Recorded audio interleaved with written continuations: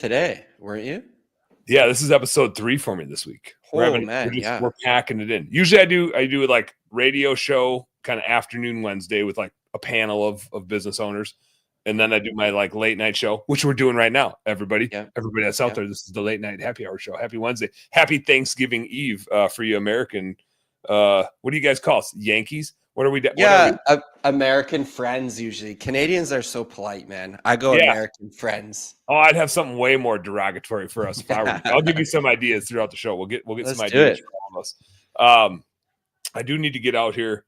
This is my first of probably 10 reminders throughout the episode. Could get your tally boards out, everybody. This is number 1. Let's do it. We're live. Oh, I got to hit the live button for Instagram. I usually forget that.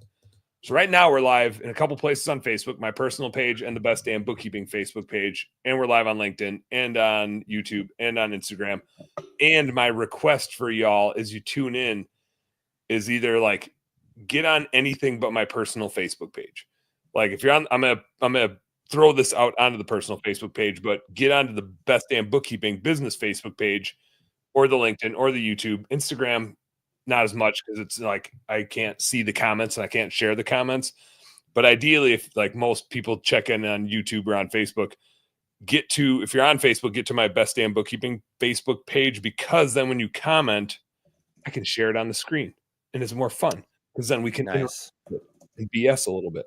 So I'm going to go out there and I'm going to grab that link. Oh, geez. I forgot I had my volume on. I'm grabbing that link and I'm putting it right in the comments of the live feed on my personal page.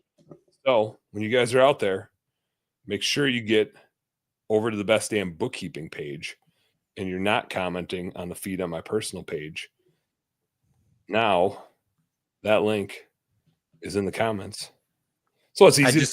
I just commented too. So we're good. Yeah, look at there's this guy out here, David James Moerman. He's in the house. He is in the house in all the ways. Dave, how the heck you doing, man? It's been a long ass time. What's good? It's been a couple years, dude. We got a lot to chat about. Man, where to begin? I was actually in California for the last 15 days, which was awesome. Maybe controversial, man, but a lot of Canadians are like not going to the US. So I don't blame any of you. So, but I am one that I'm okay still going. So we went to this town called La Quinta by Palm Springs. I thought that was a hotel. I'm pretty sure you went to a hotel actually. I went to a hotel.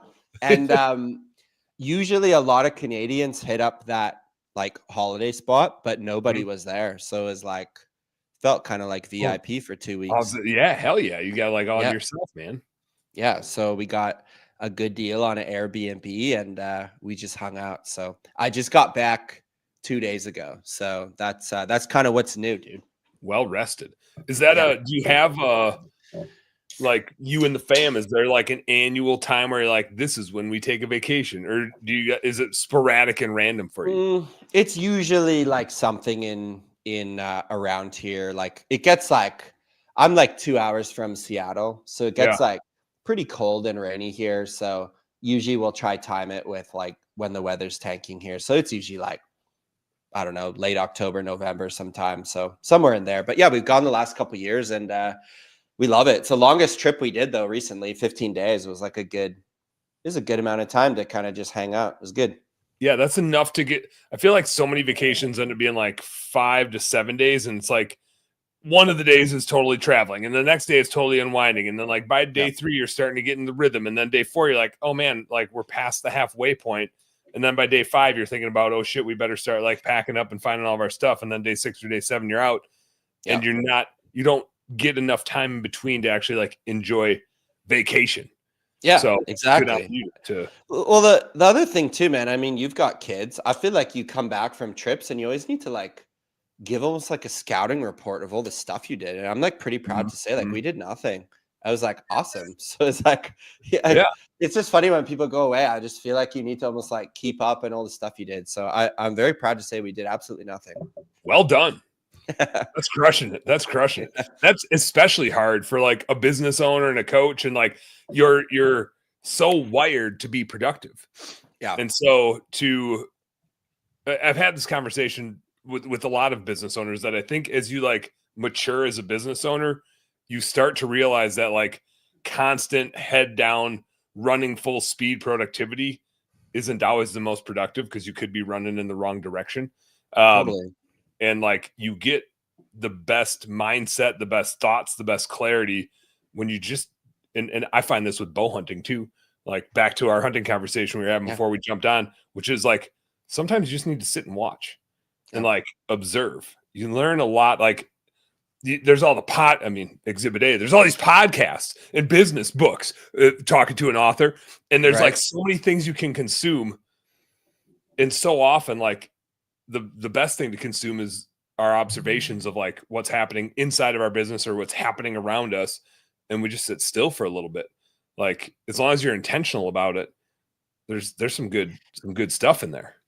Dude, that's we're gonna have to rewind that and listen to that again. That's like a writer downer. Very deep thoughts from you to kick off the show. I couldn't agree more. I think in such a busy world too, like again, we always need to like have this report of stuff we've done. And here's the thing too, man, both you and I own businesses. We get paid to be doers effectively, like bada boom, bada boom, bada boom to the next. So yeah, to sit still and do next to nothing. I mean, we like went to the grocery. I went to Target. Like we don't have Target in Canada, so like that was awesome. And my 2-year-old actually vacation.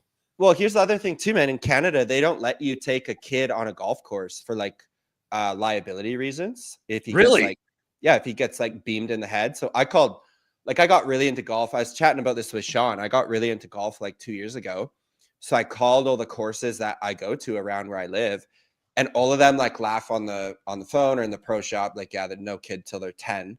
And so where we were staying was on this, like, it's like a half decent golf course. And I called them and he said right away, oh, come in. Like, we love having kids. So we walked on, we played like 9 holes, my kids too. And he sat in the cart like the whole time. We went out for 3 rounds. It was like the highlight of the trip. So that was great. Amazing.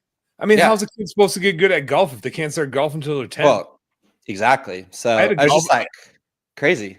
I had a golf club in my hands when I was like 3 or 4. Like I grew up, that was my childcare when I was a kid. And my parents would drop me off at the golf course with my clubs and like a season pass. And I'd do like 36 holes in a day. Just keep walking. Just keep walking. When you're what, 3 years old? I mean, no, I mean like when I was from like 8 to 13, like that was where I went when I was able to like go up to the bar and order myself a frozen pizza and a Mountain Dew. Like they would give me like that was $5. You could do that for $5 back in the day. And so I was like, here, drop you off at the golf course. Like you got your clubs, you got golf balls, you got the season pass. And it was like $300 for a whole year, like a season pass at the time. And here's $5 for lunch and a soda. And we'll pick you up at 4:00. And I was like, sweet. Here we go. It was like me and my older brother, and we just kept walking and swinging. Do you feel like the world has changed? Like, I'm curious because you're a parent. Like, would you be cool dropping your like 8-year-old off to do that now, or is that like has the world changed to like sketch you out from doing that? Yeah, no, I wouldn't be able to do it. Wouldn't do it. Yeah, I don't think I'd do it. Yeah, social media has ruined like the freedom mindset of like letting your kids just go out and play like around the neighborhood. Where there's a whole bunch of other people that I know and their kids are running around or whatever, like I'm fine giving them a little more space. But just the world I don't know if the world's always been this weird and we just didn't know about it because it wasn't as accessible and social media wasn't everywhere. But now just like social media ruins the freedom of your mind to like think nothing bad is going to happen because it just fills you with all the bad shit that could happen. I think I'd have a hard time with that. Maybe in a year or 2, I'd let my older one like trounce around. But yeah, like 12, 13 kind of thing. 11, 12, 13. Yeah, I have a hard time. I got a 9 and a 7-year-old today, and I'm like, for sure not the 7-year-old. My 9-year-old, maybe. Like she's the oldest though. So she also kind of has that like responsibility, like mindset. The 7-year-old would be in the next county, riding a pony around. You'd be like, what? I dropped you off at the golf course. How are you? Where'd you get that damn pony from, Reg? That's so funny. I mean, well, if you got dropped off with your brother too, I mean, that changes the vibe a bit too. I think if there's 2 of you. Yeah, that's true. That's true. I got Barry Little's in the thread here, except Barry, you're on the wrong thread. You got to get over to the Best Damn Bookkeeping page so I can put it on the screen. Said, what's up, my fellow gents? How you doing this Thanksgiving Eve? Hey, Dane, but he meant Dan. He just put an E at the end of my name. Hey, David, you guys have a great night. Gonna go make sure, sample all the Thanksgiving food that's getting made to make sure everybody's good for tomorrow. Get it, Barry. That's awesome. Go Do you guys make food the night before? Is that a thing? We prep stuff. We're not making stuff right now. My wife was maybe gonna like start working on the cranberries. I got the turkey in the brine. I did that this morning. Okay. So that baby's brining for like 24 hours, and I'll get that on the smoker tomorrow. But then, and I'm still in deer butchering mode from having $2 down this weekend. Like before you and I jumped on, I got halfway through a front quarter. I don't think I'm gonna finish it tonight, but like first obligation tomorrow morning is get the turkey on the smoker. Second obligation, turn back into Dan's butcher shop, and then third, help my wife with whatever, mashed potatoes. Like, whatever else. Do you have family come over, or is it just like the immediate? I'm curious what the traditions are. We'll have, and then back at you. I want to hear because yours is in October. You guys got we do it early, man. I got some early Canadian Thanksgiving stories for you because I used to celebrate Canadian Thanksgiving. We'll have my in-laws over, like father-in-law, mother-in-law, and then the rest of the in-laws start piling in after they get done with their first family thing. So we got on my wife's side of the family, she's got 3 siblings, and so like them and their significant others and their kids, they all got a couple kids, and so like they'll kind of start coming over on like 4 or 5 o'clock as their things wrap up, and then they'll just stay the rest of the evening till whenever, watching football, playing games, having drinks, whatever, and hanging out. So it goes like all day because it keeps layering on, and so like and like my wife's family is awesome, so it just keeps like building and building and building, and like sweet. You already know me. I feel like I tell the same story 20 times, but if it's a hunting one, I can't help myself anyway. I'm loving it. So because like there's no way you're working tomorrow, right? Like that's not a thing. I'll work. I love working I love working on holidays and weekends because nobody else is working. It's like it's a cheat code for a business owner. Nobody bothers you. You don't get, and I get so distracted. I'm so easily distracted when somebody asks me a question. I can't help myself. Right. So I'm like, I kind of enjoy jumping in. And I just have a couple like client videos to record. We do like a P&L analysis for clients. So it's like light, easy work that you can just like do pretty easily. Yeah, it's just checking boxes. Because otherwise, I feel like, and I don't know about you, you probably have a similar thing. Like I feel like all day I'm on calls, and I don't have time to like check the boxes that I need to check to like set this person up and to do the follow-ups on this thing and do whatever. Like I do have some tasks yet to accomplish. And I'm always procrastinating those because there's always an employee with the question or always a customer with the question. And I drop everything to help people. And then I'm like, oh shit, I didn't do any of my work today again. I know. So I might do it tomorrow. I had today, man, like a magical hour. You know how this is. It's like I had a few emails. There's probably like 5 or 6 emails that I just like neglected for somewhere like a couple days, and some were honestly like over a week. I'm just like, I had to just like deal with this. And I just like ripped them all in an hour, and it felt like pretty good. I'm not at inbox zero, but it's like the main ones I had to get to. So like I felt pretty good about that. So I know what you mean. You just like keep kicking the stuff down the curb. It's like, all right, let's just bump this out. I have a bunch of, speaking of inbox, I have a bunch of people that requested to be on the podcast. And like it's like hard to line up guests. It is. Yeah. It's an effort, and it's a. Well, do you want those guests on? Let's start there. Maybe you can't even share that. I don't know because I don't know them, but there's one thing. This is a thing that I think I'm pretty good at, which is you can give me a bad guest, and I'll still make a show out of it. And I enjoy good guests, right? Like there's times where you have people on where like we don't even have to try, and this is going to be an awesome episode, and we're going to have a ton of fun. And sometimes when you bring on unknown guests, it's like rolling the dice. But secretly, I kind of enjoy the dice roll. Like it challenges you as a show host. Like there is a skill set in keeping a conversation going and keeping it interesting and asking the right questions and being able to like manage that conversation. And I enjoy the challenge of that every once in a while. So like bring it on, sprinkle it in. Let's see what we got.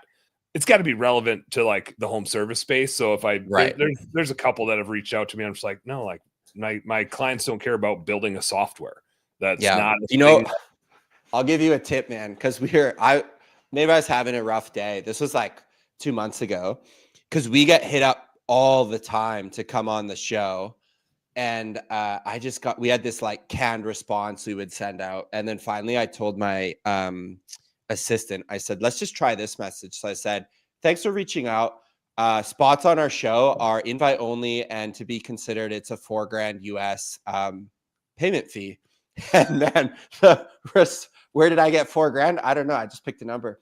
The responses we got, like some people were just livid. Like, who do you think you are? How? I'm like, you're the one reaching out to me. Yeah, you came here. Yeah, and man, a lot of times I'll look for any angle into the home service space, but most of the time now it's my AI tool, or Buddy is 72 years old and he went through corporate America, and now I'm like, our audience is going to hate this. He'd be the last guy I'd bring on. So anyways, we've been having fun sending that out, and it's just been like funny seeing the responses. But at the end of the day, yeah, picking guests is very tricky, I find. And I just started doing more interviews this year, because I usually just would like do a solo round, but I actually like doing the interviews better.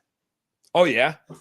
Mm-hmm. What is there like, what episodes do you find like in general go the best for you in running a podcast? Is there like a topic that you like, or a personality that you like? So keep it going. I like no prep. So first off, if they need to get prepped or questions, I'm like, no. So that's like a big thing. And I do lay awake some nights, man. I wonder if I sent someone a form to run through, if I could find, I'm sure there's some AI tool you could find like a core values match to, like, they don't even need to really be like me, but it's just like I know your vibe. We've done this before, but if they're totally cold, like I usually do a little bit of research on them. And here's my secret sauce, man. I try ask them something. Like I never intro them like, oh, someone has 200 locations. And I'm like, you can find all that stuff online. I'm like, no one's ever asked you about this. And I try and like, my favorite thing in the world is getting put on the spot. And I hate when people say, hey, Dan, if you don't mind, could I ask you, how much do you weigh? If you don't mind, I'm like, okay, just ask. So I never say if you don't mind. And I just ask, and I don't try to freeze them, but I try ask stuff I genuinely want to know that I've never heard them talk about before. Have you ever seen the YouTube show Hot Ones? No. What is that? They eat hot wings, like progressively hotter and hotter and hotter hot wings. And the guy interviews like celebrities. Like he'll have Shaq on, he'll have, you name it, like artists, athletes, whatever. And comedians and stuff like that. And so it's like, as the wings get hotter and hotter, I mean, the snot running down their face, right? They're in like the worst condition they've ever been in. And he asks them that, like questions that nobody else ever asked them. Like he digs way deep into their past and like pulls out this little nugget and is like, when you were 12, this happened to you. Yeah. Like, how did that change your life from there? And they're just like, I can't even, like, I got snot. Like, so funny. And so it's like, I mean, it's everybody knows what they're getting into when they go on the show, right? It's not like, oh, you surprised me with how you ask questions and the fact that these wings are so damn hot, I can't even think straight.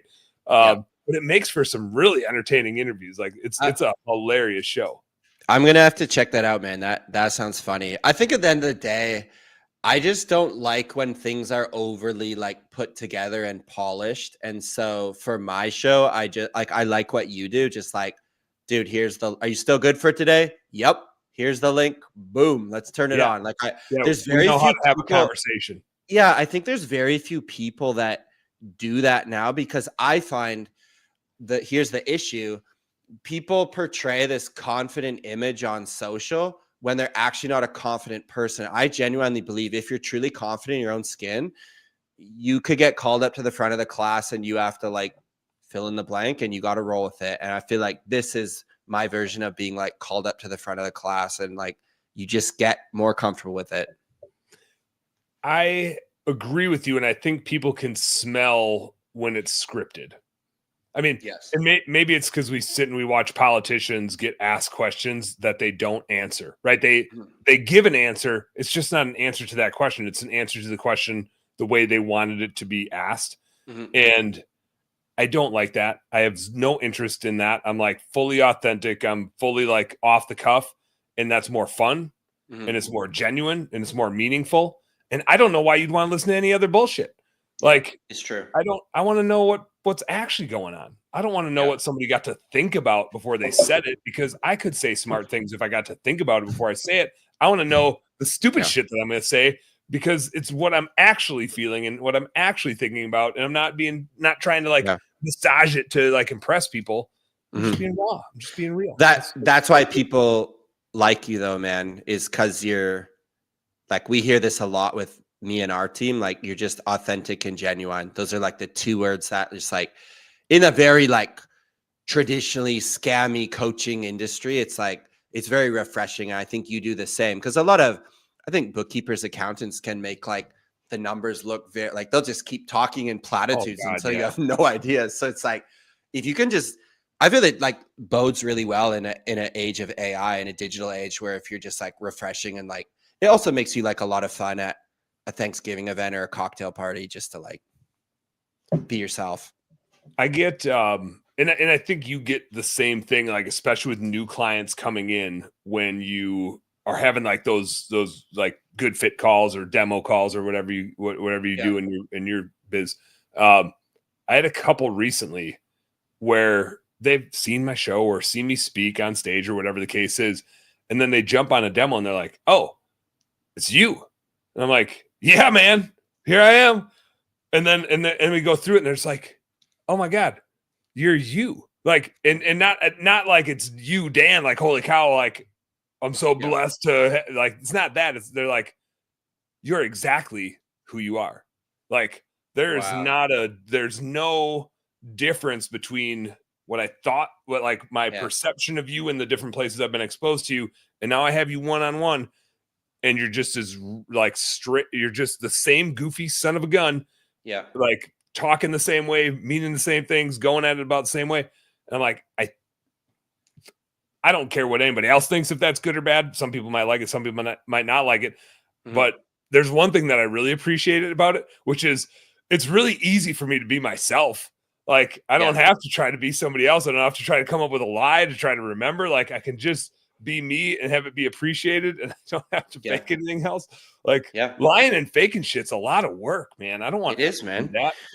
Our memories aren't good enough for that, man. Not as a male species, man. We're just who we are. But like, you're right. Like, the delta from your social media to who you are virtually to in person, if those are like all the same, it's like so refreshing, because I feel like it's not normal, because you have like a very like public persona, I would say. Like, I see your show a lot, which is awesome. And I feel like it's always has a very like similar-ish vibe of you like running the conversation, which I think people like. So all to say, dude, keep going like you're going. I love it, because that's all I know how to do. Yeah. We were actually just reflecting on this earlier today on the radio show. Angela was like, holy smokes, this is the 4th Thanksgiving episode we've done together. Like, been going and transition through businesses. Like, that was when I was still at doing the Blue Skies partnership stuff. And we just keep going. And there's just something to be said about just keeping going. Yeah. And it's not always perfect. It's not always pretty, but you just keep finding ways to add value and that's where I first heard you, dude, was Latimer's podcast was his show. I loved his show, Automate, Grow, Sell, the podcast. And he had an episode talking about Blue Sky admin services. And I'm like, who is this Dan guy? And I tracked you on Facebook, learned about you guys' stuff, got connected with Sean. And then that must have been like 7 or 8 years ago now. So like, I feel like I've been on 18. So 7, 8 years. I've been on the Dan Plata train a long time, dude.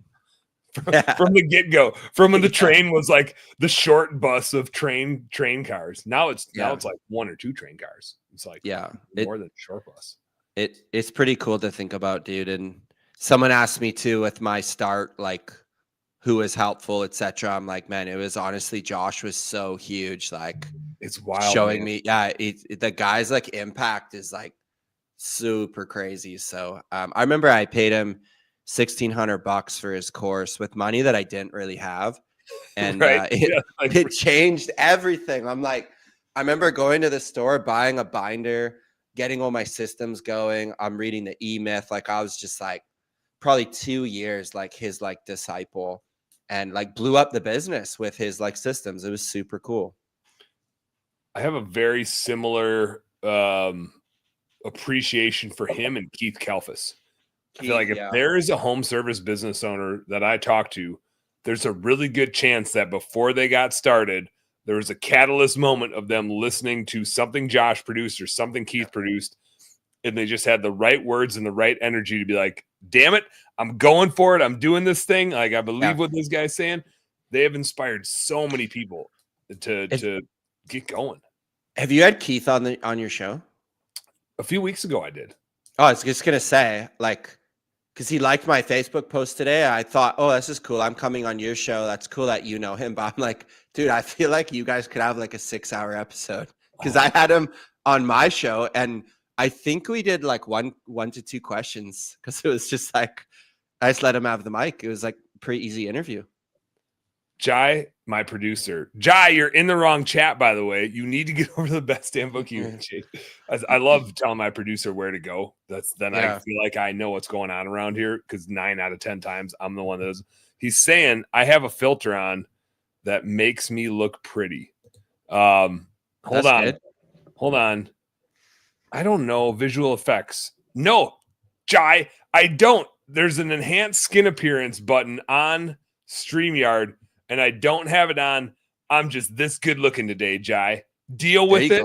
This is what you get today, because tomorrow I'll probably look at, Wednesday before Thanksgiving is a heck of a drinking day. So I bet I don't look so good tomorrow. Keith is, I remember before I even started, I think I heard of Keith before I heard of Josh. But both were super influential on me, like very, very early on. I remember I was just getting into small business. This was like 2012, 2013. Because you were out of corporate, right? I was in corporate, and Mike Dalkey was like a buddy of mine, and he left his corporate job and started buying up companies and bought Blue Skies with 2 other friends of ours. Or like at the time clients of his, and then we all became partners together. Those 3 first, and then I was like the 4th wheel. He was my financial advisor, but we were also like hunting buddies.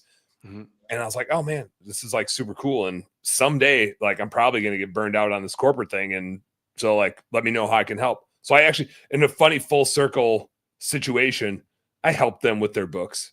Like awesome. before like I even thought of being a bookkeeper, I was helping them with their books. I was building their budgets. We were talking acquisitions. Like, I was doing what I do now for all of our clients. Right. I just got distracted being the CEO for our businesses as business partners for like 5-6 years.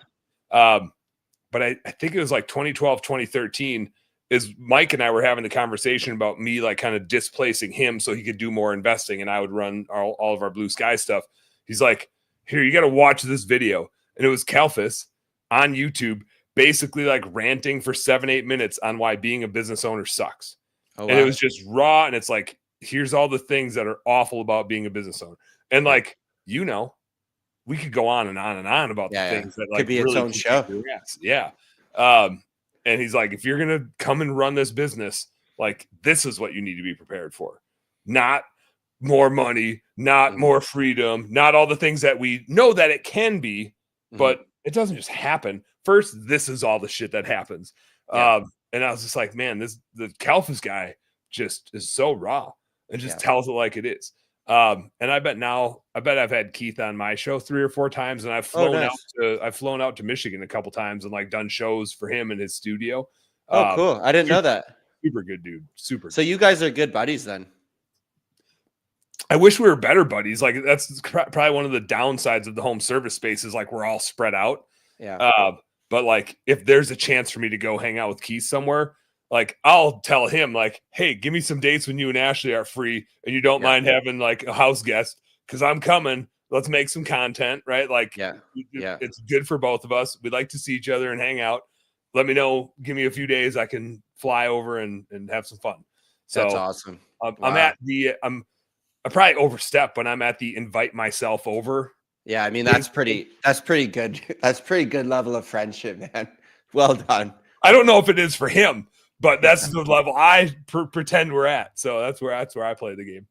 That's sweet. No, man, props to him. Like, still making content. I had him on my show. It was great to connect with him, and I really like in business. I mean, I've been on my own now it'll be 17 years in the new year. I really respect people that that's wild. Stay in the game, like not even necessarily like the same company, but stay in the game of like entrepreneurship. I think is like pretty respectable. And Keith would be one of those. Josh would be one of those. It's also cool seeing like people's evolution, like Josh gets started with the ladder on the car, and then like he builds this empire, and then what he's doing now with War Plan, and like he's just like, but also while like you're good at this too, also while preserving like the family core, I think is like super good too. So yeah, I think I'm still learning so much in my journey, but it's just cool to observe people, online, get them on the show, chat with them, and it's I don't know, pretty thankful spot, man, what we both get to do. Yeah. I get I talked to Jai, who's my producer, who's on here too, about like what our goals are for this show. And I'm so invested in Best Damn Bookkeeping and like where that's going and how many people I can help. And I super enjoy doing the show and helping people. And if people are getting good nuggets and stuff like that, that's awesome. But selfishly, I do it for myself because it's otherwise, when's the next time I'm going to see you, Dave? I know. It's true. It's like a forced hangout. It's super good, man. Yeah. It's like, I think we need it. I think we need it because otherwise it gets really lonely, like running businesses. It's hard to, and Marty, my wife, is not in the business. I actually had her on the show not too long ago to like talk about me restarting and just like I watched some of that, man. Well done. Bring the wifey on. It's great.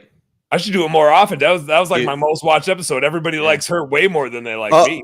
It's funny, man, I found in my stuff, when you step out of that like coach avatar, and I did like on YouTube last week, I did like a day in the life. So I got my videographer buddy, followed me around for the day. It was like one of the most watched episodes. People are just like, oh, what? I want to see you go to the gym. I want to see what your Google Calendar. It's like, I'm like, I would have never thought that stuff. And so, yeah, like I brought my wife on to the podcast a couple years ago now, and people loved it. So like, yeah, anytime you can like show the personal side, it does like the engagement's like a byproduct of like making that big boy move. I think it's cool. Ron Musgraves thought you were just AI. He's like, he is real. I thought he was AI. He is real. I've been trying to link up with Ron to get on his podcast, but like I said, I was away. Ron, I was away 15 days and did nothing. We were joking about. So yeah, this is me, not my bot. Let me I missed Ryan earlier. Ryan McGowan chimed in and said, double trouble here. What's up, Ryan? Double dip. Ryan jumped in on the show earlier and was making some comments. Thanks for hanging with us, Ryan.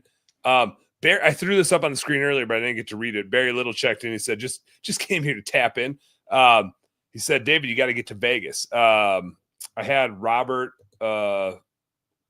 Einstadt on the show last night from Vegas. Okay. His conference is coming up, I think, right? Yeah, he's got a conference Feb 26, 27. So I'm heading to that one to hang out and speak. So that's awesome.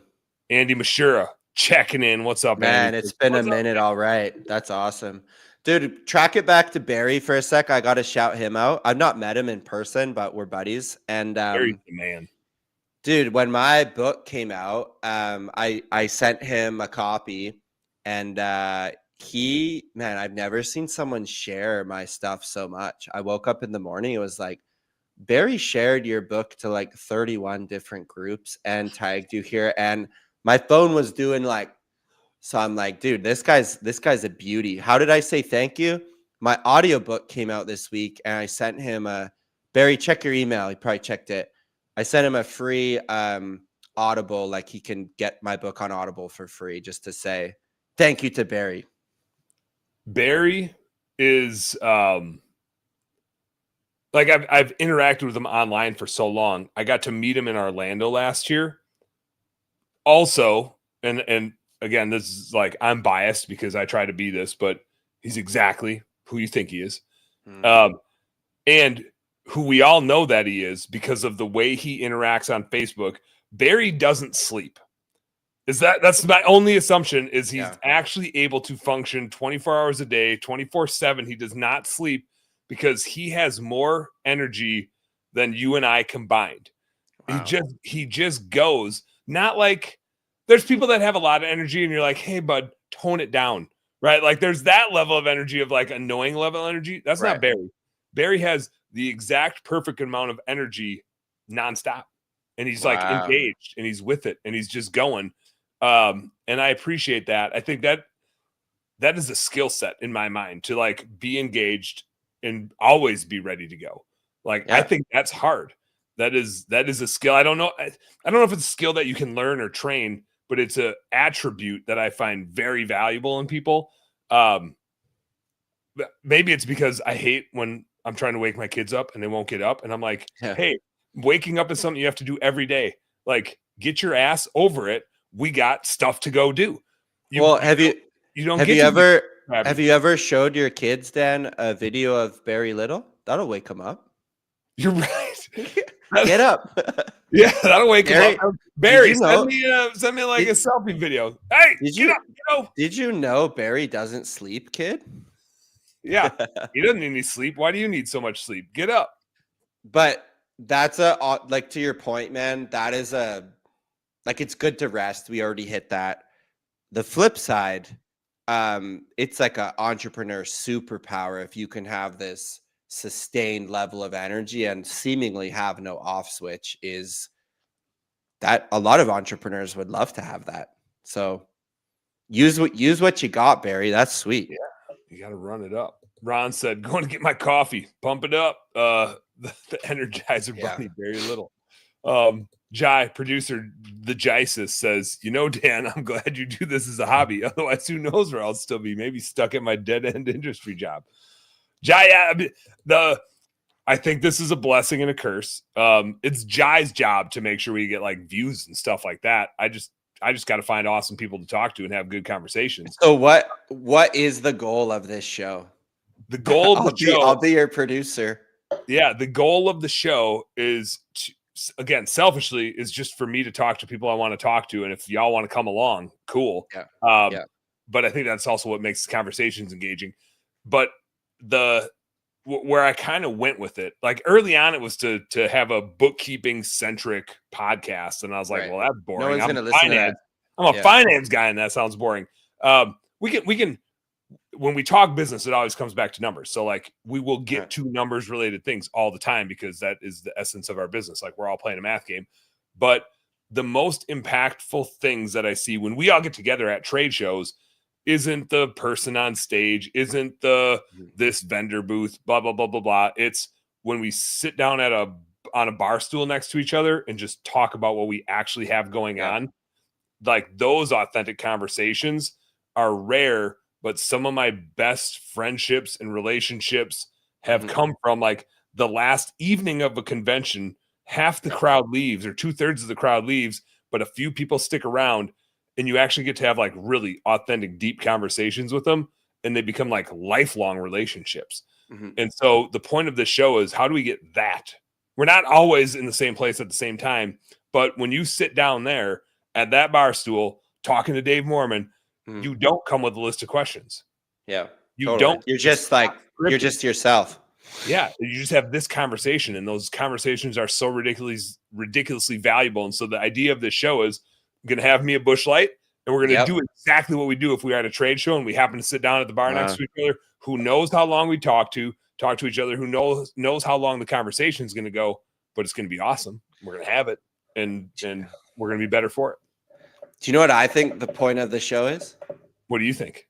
I think it's kind of weird telling me the point of your own show, but as a guest, I think the point of your show is to do exactly what you said, but also I think to let the world in on who Dan is, and you don't even need to say the word bookkeeping. And I think clients will line up as a byproduct of just like you're warming up the entire universe, showing people like strip down like who you actually are as a person, and people will inevitably find you to do business with you. That's what I think. The producer can chew on that one, because I think whether it's, comments or views, all that stuff's BS, man. I've like been tracking our stuff on YouTube too. It just, if that's why you do it, you're not going to stay in the game long. But I can tell you genuinely love having sweet people on. And someone asked me the other day, how do you hire the best people? I said, like, you just got to be the biggest beauty around, and you attract beauties. You attract likes. So I'm like, okay, Dan is a beauty. I would love to come on your show, and you get us together to shoot the breeze. So a couple thoughts. I dig it. And I would imagine it's the same for you, right? I don't think you're wrong. I think it's very much like if you know you're going to need a bookkeeper at some point, do you want the fat old lady in a dark basement?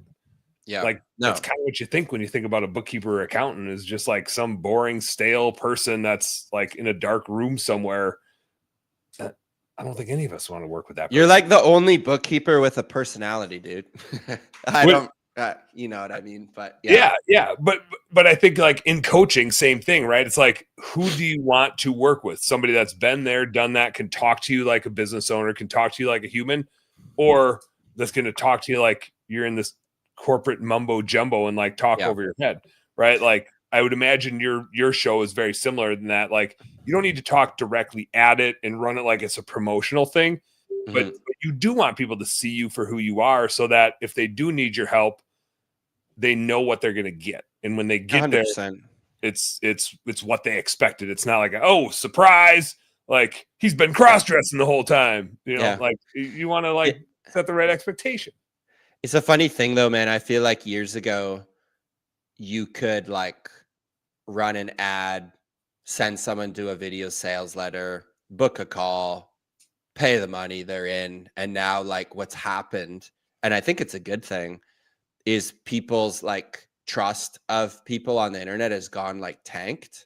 And so like I've had a lot of contacts in the industry, in the online coaching space, that have shut down their business over the last number of years for various reasons. But it's gotten really hard, because if you're not authentic, down to earth, and your product's not bomb, you're gonna have a really hard time like staying in the game. But I think for guys like you and I that aren't going anywhere, and we're just like turn the record on, speak our truth to the world, attract the right people, repel the others, it's actually like turns business into like more of a hobby and more of a fun thing. And man, we're seeing more people now come to us because like, yeah, they want to grow their business, fine, but I think they're really seeing like the life that they could potentially set up from entrepreneurship. And I'm just a walking example of what working your ass off for 17 years can get you.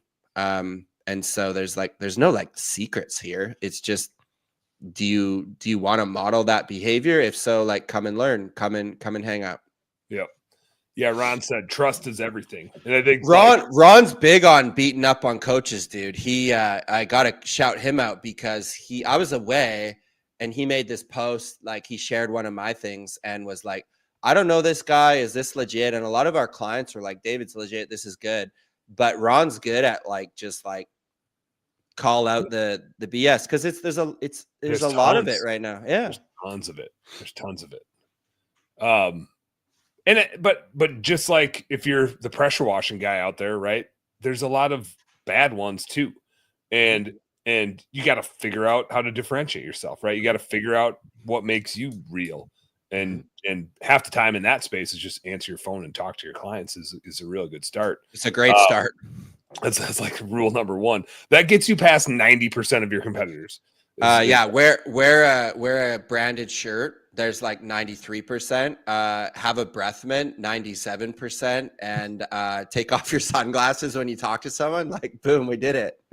I had a tree guy come out. This guy cracked me up.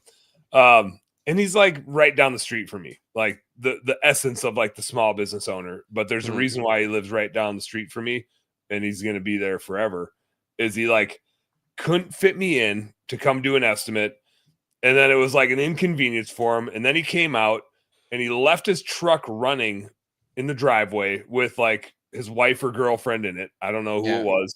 Left the truck running, came back, had these huge, like bright yellow, like reflective lens sunglasses on, arms crossed, looking at the trees, talking to me in the backyard. Like he's like he is the Lorax. Like he's the master of all the trees. Nobody else has ever seen a tree before. But let me tell you what you got here. And by the way, I'm going to need to go through your neighbor's yard to get to these trees. So that's just what we're going to do. Like, whatever, F him. He's like, we're just going to do it. We're not going to ask him, right? Is this what we got to go? And he's like, and it'll be about $3,000. What are you doing? Taking down a tree? That was his quote. I had two ponderosa pines to take down. And his quote was, it'll be about $3,000. Yeah. And then, and like, that was it. He didn't like leave anything with me. He just said, give me a shout whenever you want to do it. And he just like took off. And I was like, huh? Like that was it. About $3,000. It's gonna be about $3,000. Like I don't know what that means, man. Like the rounding error is pretty significant. Like that's a lot of case for the Bush Light if that's 2,500 or 3,500 or $4,000. Like I don't know what about $3,000 means. The bookkeeper in you is just going squirrely, man. Oh man. And so I signed up to pay somebody else $3,800 to tell me what they were gonna do and communicate with me and do exactly that. And they crushed it. But like $3,800 with a plan is way better than about $3,000 with your truck running in my driveway with your huge ass reflective yellow sunglasses on where I can't even like see half of your face. I was just like, what are you doing, man? He should listen to our podcasts, man. It's all those subtle cues though, man. It's funny. Like they don't need to be dressed to the nines, but just like generally within 30 seconds of meeting someone, you can kind of like sniff out their general vibe. And like that guy obviously sent himself the other way, unfortunately, but it's a good lesson, man. I think a lot of owners undercharge themselves and think that's a way to get more jobs. And you're the perfect example. Like, no, you're actually going to pay, if my math's right, like 20 to 25% higher. Oh, glad to get certainty. Yeah, I will. This is a quote. Are you ready? This is my quote. If you put this down, you can quote it. I think I have like two of them forever, but let's do it. Two of them, which is, I'd rather have a. Let me get this right here. I'd rather get a price with no deal than a deal with no price. Oh, like just tell me what the price is going to be. I don't need 10% off. But if you run an ad and tell me it's going to be 10% off or 20% off or 50% off, it doesn't tell me anything. Like I still don't have a price. I don't have any certainty. Like give me the certainty. I can make a decision with a dollar amount, but I can't make a decision with a percentage off. And so I think people are afraid. They want to like incentivize clients. And so they try to give deals, but they don't give them certainty. They don't give them a price. They give them it'll be about 3,000. And so that's my quote is I'd rather have a price with no deal than a deal with no price. Well, man, and I got to sit front row on this, like at Revive, like we did. I counted it up before I left the business. We did 5,500 jobs. Like I would say the best clients in that mix, man, they did not ask for discounts. And like I would say there's a percentage of everyone listening right now, their market, call it the top 20%.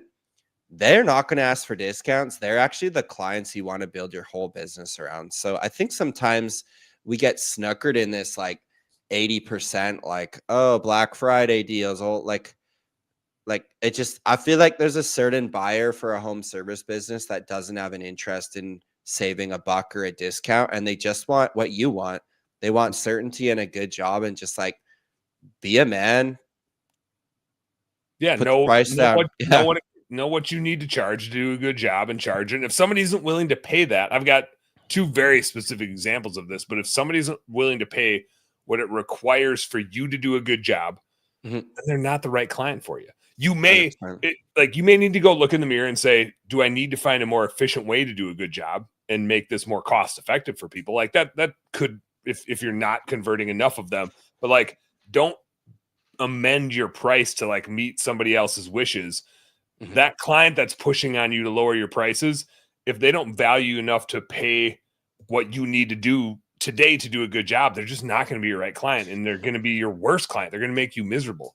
Yeah. I have two very like memorable examples in this business where a client was like, I mean, this literally just happened this last week. They're asking the bookkeeper for a discount. They were like, I quoted them at $420 a month. And they were like, oh, like I thought it'd be 300 to 350. Like, can we do 350? And I said, number one, like the price can be whatever you want it to be, because I charge based on your efficiency. Like I charge based on your square footage, which is how many transactions you have and how many bank accounts you have. And so we can look through those and get you more efficient.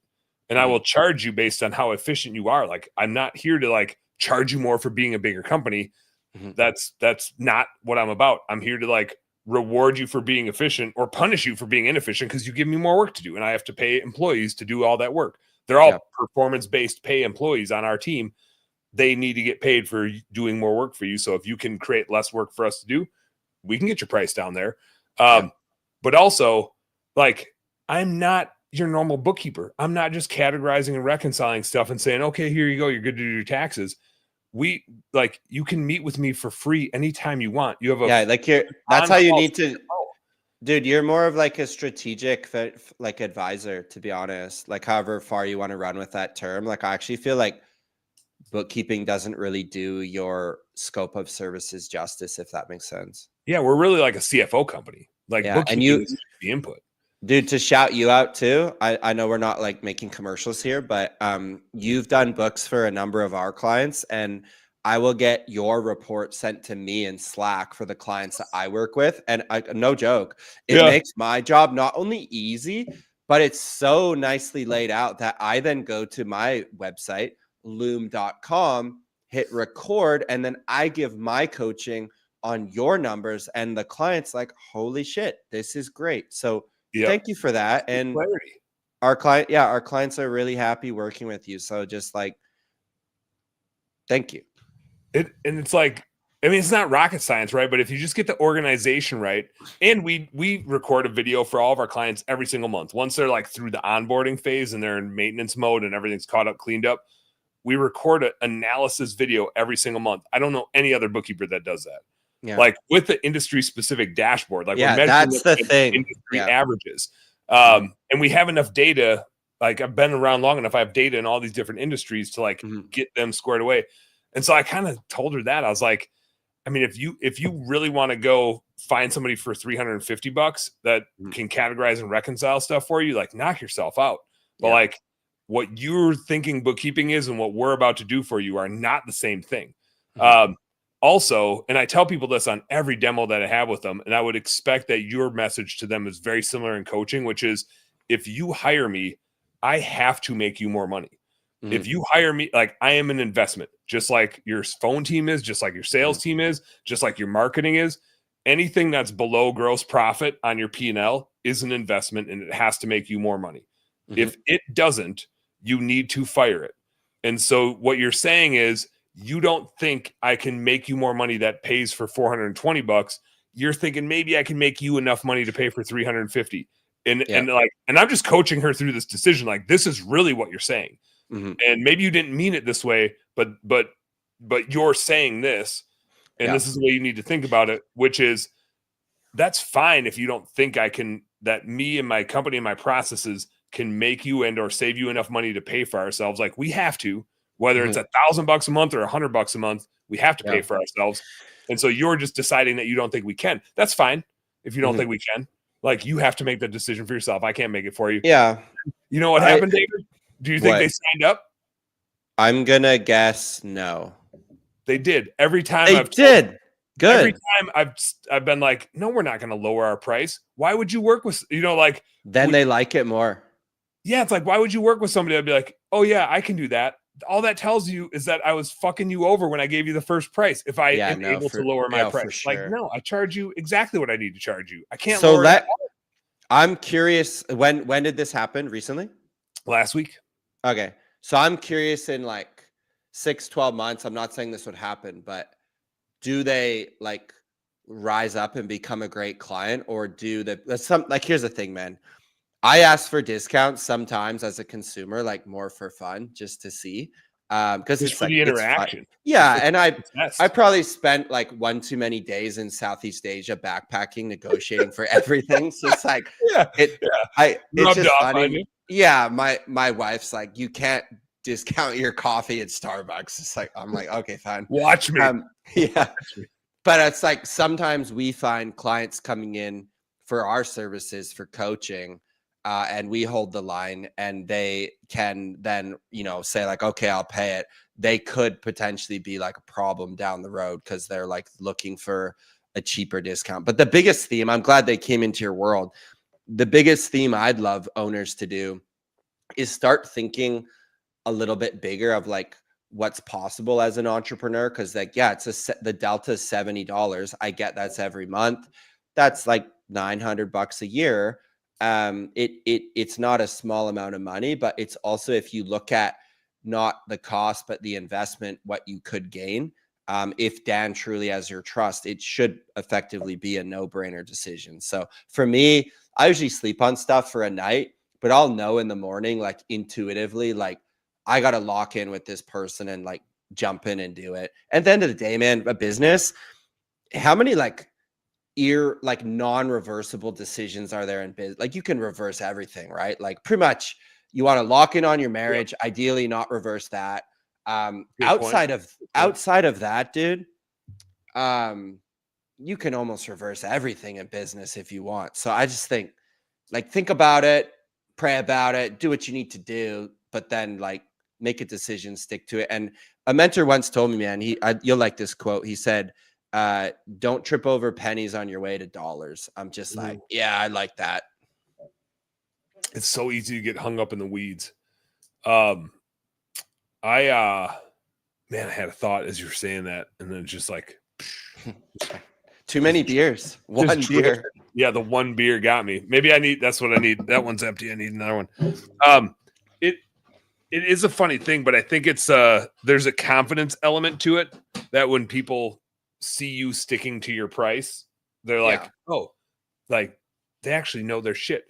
And especially as a bookkeeper, I'm like, would you trust me if I lowered my price, that I know what I'm doing with finances? If I didn't have this mathematically calculated to know exactly what I need to charge you to exactly run my business, to do exactly what I want it to do, would you really trust me to consult you on exactly what you should do? Like, I think that would be maybe they're actually just testing me. Maybe it's actually just a test. Yeah, in my case, it's a test. But here's another thought, dude. What's your thoughts on this? You hold the line at $420 a month. You hold the line, they lock in for that.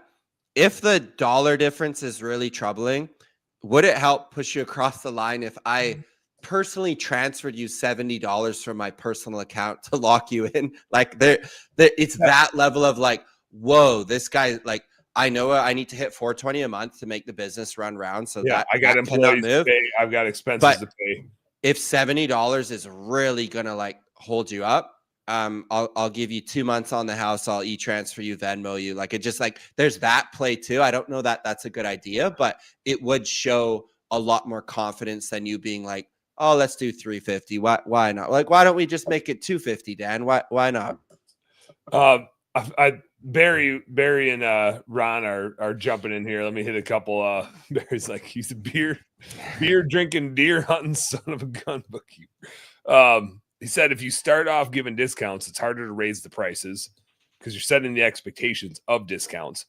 To that, and this is going to take our conversation maybe a different direction about pricing, but this was a thing I learned when I was running maid services is like, raising prices is hard. Oh, this is going full circle back to what you were saying. Like raising prices is hard, but it's nothing that can't be undone. And especially if you're in a recurring service business, it's a little trickier because like people are conditioned based on their recurring price.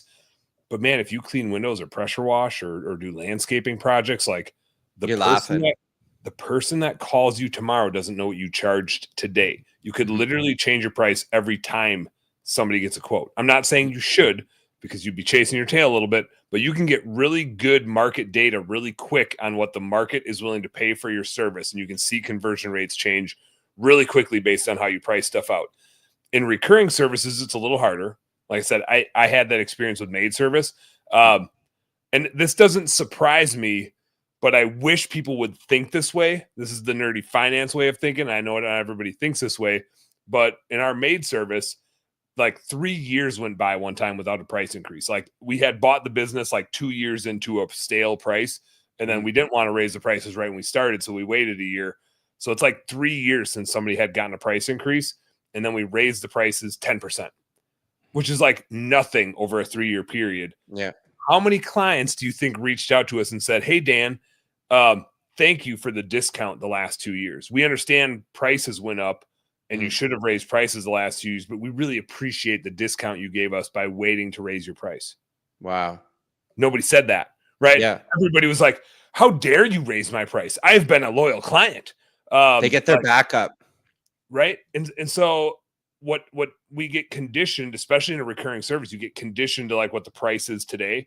And so I learned this lesson back in maid service. And now with bookkeeping, that like on the demo call, I'm like, here's when we change your price. Every year in the springtime, we're going to change your price. And and prices may go up, prices may go down. I can't predict the future, but it's probably not going to stay the same. It's probably not. It's probably not going to go down, because ideally not going to go down because we all live in the world. Yeah, and because you're growing their business, you're helping grow their business. Therefore, there's going to be more. It's going to be more stuff, more guacamole rolling in, man. It's a good thing. So yeah, I think with at Revive, man, our bookkeeping bill like got pretty sizable because we were running like profit first and had like 5 different accounts, and like the drill is like it was a lot. There was a lot going on, but it was like. When I started the business, like the bookkeeping bill started in 2017 at like, I don't know, like $200. And it just, again, like if you want to get in the weeds, like you should, I think as an owner, you should have a general pulse on the expenses of the business. But if your business is growing, I don't think you should have an obsessive pulse on the expenses of the business. I think you should be more obsessed on growing the top line revenue. And building your team to run the business. And I say there's years to be a camper or be a climber. And I think you just got to know, are we climbing this year? Like we had years we were climbing, we were growing. Other years, let's trim fat. Let's trim out for net profit. Let's camp here. This is kind of a sweet spot of revenue. Let's hang out here for 2 years. So that's kind of one thing I look at as well. I love that. I love the climber versus camper. Yeah, you can. I mean, you're a hunting guy. You could take that. Dude, yeah, I talk a lot about the purgatories of scaling, and there's like certain spots, there's sweet spots where you want to be, and there's definitely certain spots where you don't want to get stuck. That was my last call with the client today. He's stuck, and he's stuck in a purgatory, and he kind of knows what he needs to do to get through it, but it's expensive often to get through it. He probably needs an office manager type of role. He needs to spend a little bit more on marketing, but he has enough infrastructure to at least grow his business by 50%. And so he's in this purgatory of paying for all that infrastructure without having the investments dialed in to grow through the purgatory to 50% grow his business. And he could probably even take it a little bit higher than that.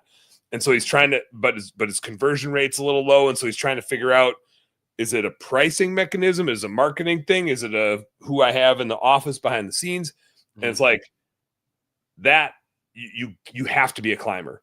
You don't really have a choice. If you're going to camp, you actually have to you're halfway up the mountain. You can't stay on the side of this cliff. Like you can't just keep hanging here. You either got to keep climbing and get to the top of it, or you got to go back down and camp, but you don't want to be stuck halfway up the friggin' side of this rock. Like you got to pick a spot, and you can't just freeze here. I don't know what the right answer is. The right answer isn't the same for everybody. I kind of had to decide that when I restarted with bookkeeping was like, right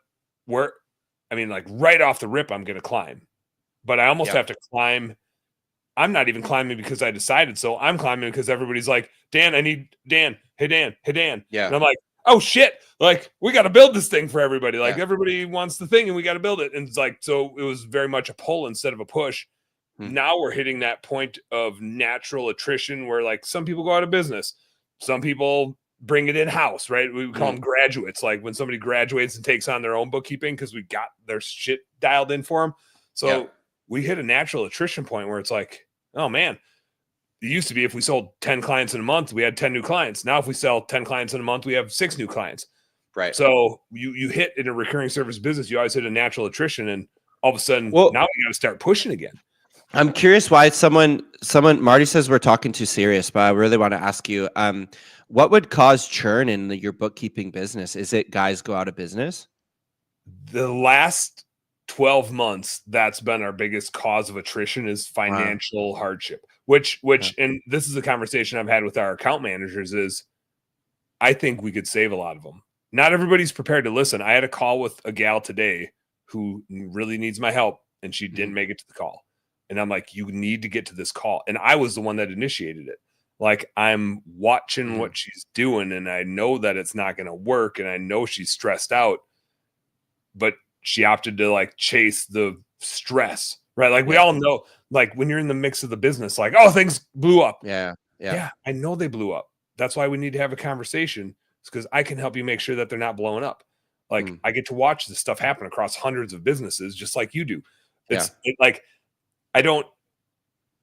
it's a blessing to watch, to be in a seat where you get to watch so many businesses. Oh, it's awesome. It works, it's a privilege. It doesn't work.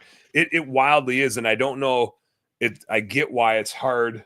Oh, my daughter's coming in. She likes to join the show every once in a while. Welcome. It's here, throw some headphones on. There we go. It's super cool to be able to watch. And I don't know that everybody realizes like what we get to see. I feel like we're behind the scenes. We know what's working and what's not working. We're having the conversations. And so I feel like it's my duty when I see somebody starting to go off the rails. Like, I know why you're going off the rails. I know what you need. You might not like it, right? And some people don't like it, and like you can bring them to water and they won't drink. But like, I can see what you need, and I can help you prioritize what you need to like get you through this thing. Like, let me help. For the love of God, just let me help. Like, this is what I'm here for, is to help you. And it's just it's so awesome when they let you help, and then they do it, and it works, and they go, and like there they are, and they're crushing it. And it's so frustrating when they avoid it, or they procrastinate on it, or it's like they don't want to hear it. And you're just like, I can't force you. Yeah. It's your business. For sure. It's their business. Right. So they could go out of business or find potentially like a cheaper provider or try do it themselves, or they're how about this one, Dan? Their office manager is now going to do their bookkeeping. You get that one too?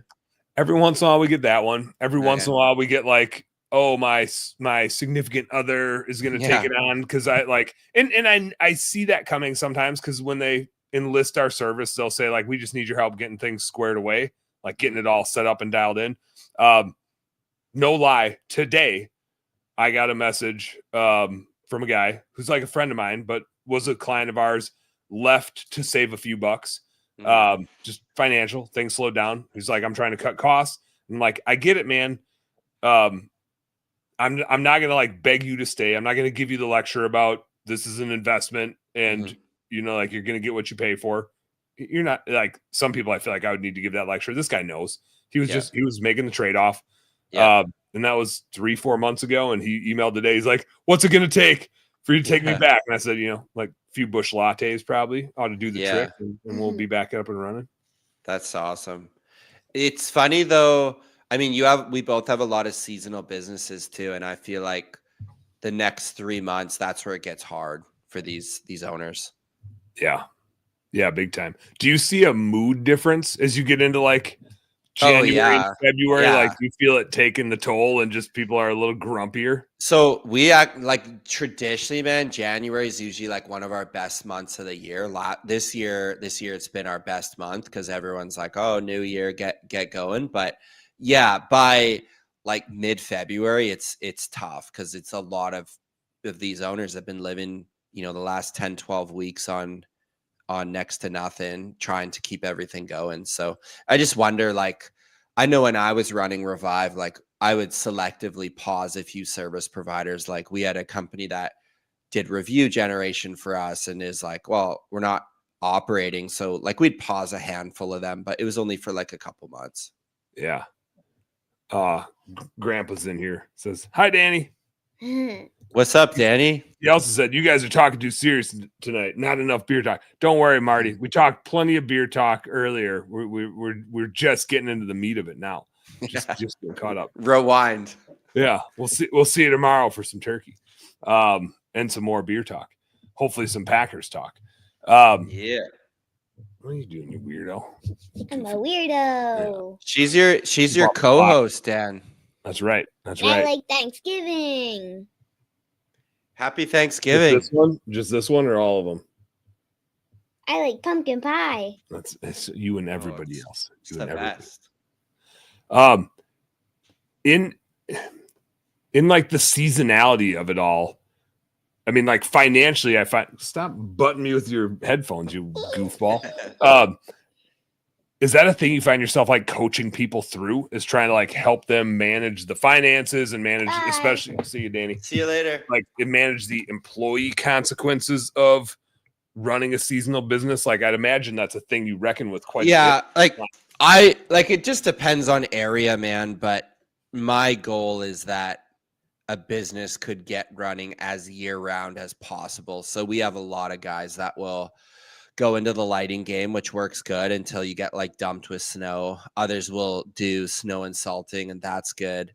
I feel like it used to be for me, shut her down, go backpack through Asia. But I mean, man, when you get married, you've got a family, it's really hard to like pull that play out of the playbook. So our young guys will like go do the backpacking thing. Cool. But I would say like the 80% now are like, I got to find a way to keep some revenue coming in through the winter. So yeah, it's a lot of it is like keeping, the mind as sharp as possible, but also like the best years I had in business was when I had a slower winter that I could like go bananas on system building. And a lot of people coming in, like our biggest thing we battle is overwhelm of like, oh my gosh, there's so much to do. So it's like, sweet, you got 3 months to keep expenses lean. Yeah, let's go build out your entire systems library so you can come in with everything. So that's also like our marketing message. So that's also why Jan and Feb are like big enrollment months, because it's like, all right, this is the year to actually get the stuff going. Yeah, it's an investment. But the conversation I had today with the guy that's like in that purgatory, it was like, well, you're stuck on people and systems. Yeah, that's it. You're stuck on people and systems. Once you get the right person with the right systems, you can get out of here. But right now, you're still hanging halfway off this cliff, and you're going to be here until you go up or go back down. I would also say that the contractor crowd, and I love them as you do, they can be extremely stubborn, and like a lot of them have built the business up to the point, not with systems, not with much intellect necessarily, just straight hustle and work. Exactly. And like it's running through brick walls. Exactly. And props to them. Like that's how they won the high school football championship and how they built their business. But to reintroduce someone to a new way of thinking, it's almost like converting them. I don't know where this kid came from. This one of all of them should not be here right now. You're going to need more headphones. I don't know how the 3-year-old made it here at 10:16. Let's go. Dog, you should be sleeping, boy. How did you get here? Did you warp out of your crib? You still have a crib. Did you climb out?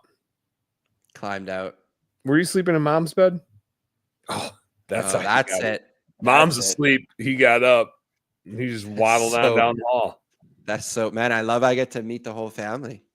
Where's the middle sister? Where's Reggie? She sleeping? Okay. You don't get to meet the whole fam. There's one in between them.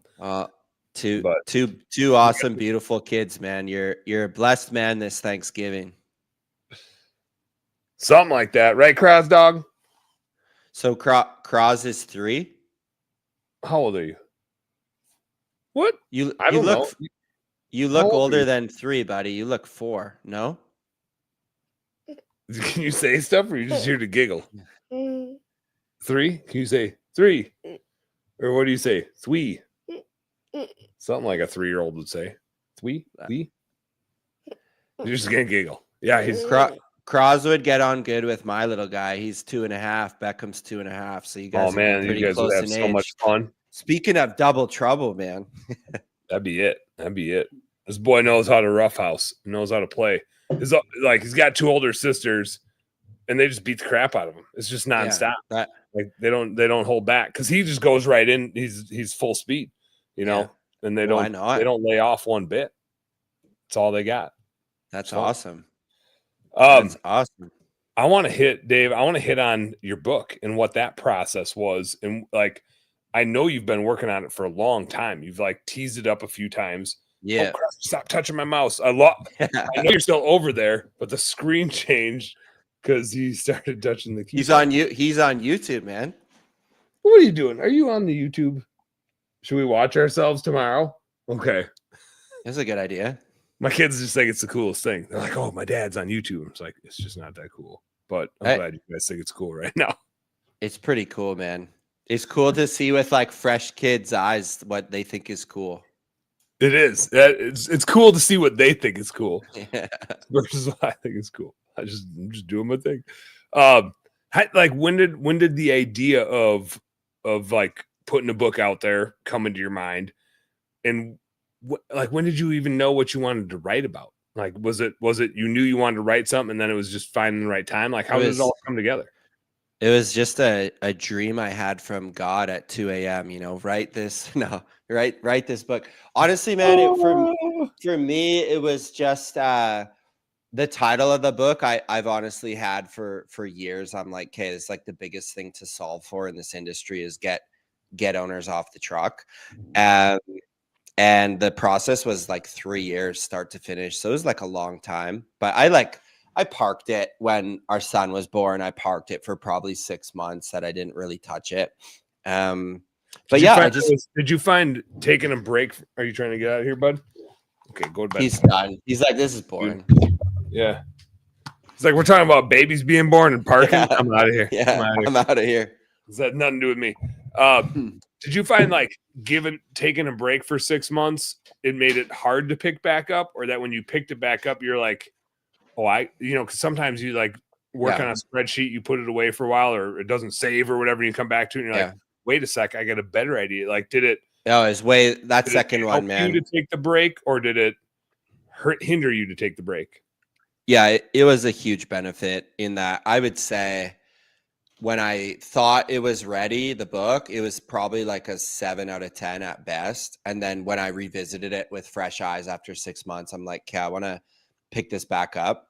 I re-engaged my book editor. Man, she had, I forget the number. I was just sharing it on my show. It's like 5,400 edits of the book. It's just like, this is like, well, that's a lot. Come on. I almost cried, man. I'm like, what? So then I picked it back up. And then this was also when like everyone was like, oh, run your book through Claude or Grok or like, and I did it for fun. And I'm like, there's no way I'm producing like ghostwriting like a bullshit AI lead magnet. So I was like, I'm not touching that.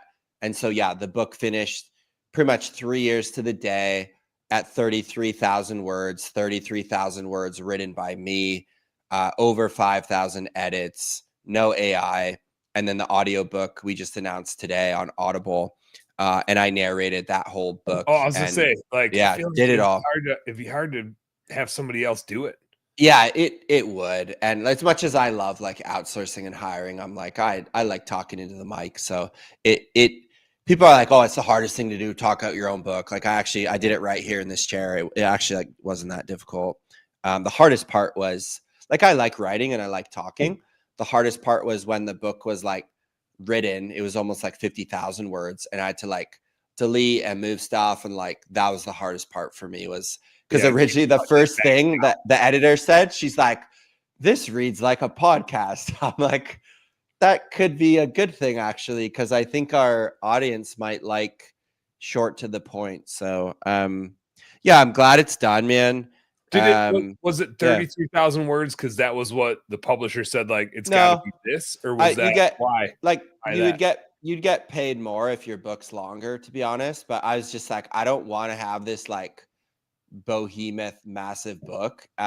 It's not hardcover because I think, I don't know, I think paperback fits my personality. It's like chilling, down to earth. So I'm Grab like, it and go, baby. yeah, exactly. And when I backpacked through Asia, I'm like, I purposely didn't take hardcover books. So I'm like, I was digging into my back in the backpack. I want like something about paperback. So, but yeah, it was like a huge accomplishment to not just get it done, but I feel genuinely, if you're not going to work with me, that's fine. This is the best I can offer the world if you have a trades business for like how to build a relatively successful company, is just like read this book. And even if you're a slow reader like I am, you can do it in like a short haul flight across the US, which is like pretty cool too.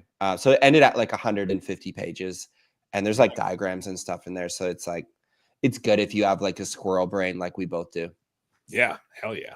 Hell yeah. Give us, without giving it away, give us a couple nuggets. Like what are some of the things, like, because I've thought about writing a book and I'm like, man, to exactly what you just said, like it would just sound like a podcast because I've talked about these things so many times and just organizing my financial thoughts. I'm sure a lot of it comes back to what you do in coaching. Like we all kind of have our like top 3 or 5 things that just seems like we're always like, make sure you guys do this and make sure you guys do that. And I assume some of that was reflected in the book.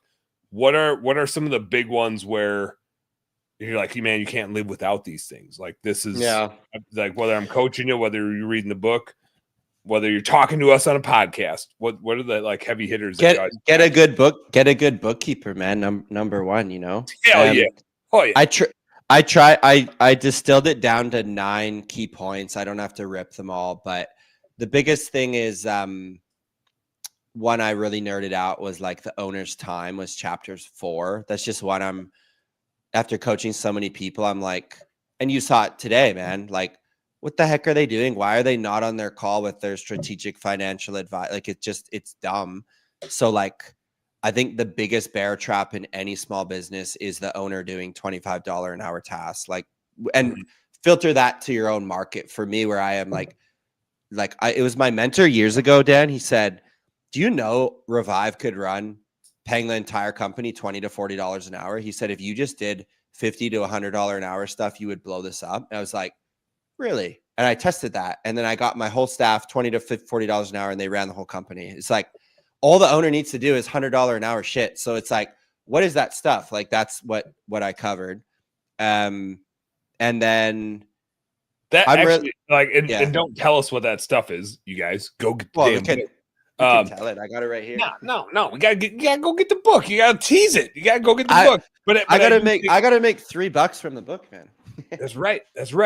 But I do think that's so important is because we do talk about like the value of our time. And I run into this when I talk about bookkeeping with people is I'll like skip over stuff. I'll say things like at a little bit higher level, and I won't get into like but it means you do this, and then you do this, and then you do that, and then you do this other thing. And so I do think those lists are super valuable because like oftentimes we take it for granted because we've done it for so long, but we got to get it back to like we're explaining it to a 5th grader. We're explaining it to my 9-year-old, my 3-year-old that were just in here to like help them understand like, let me back it up. I said, you got to make decisions at $100 level.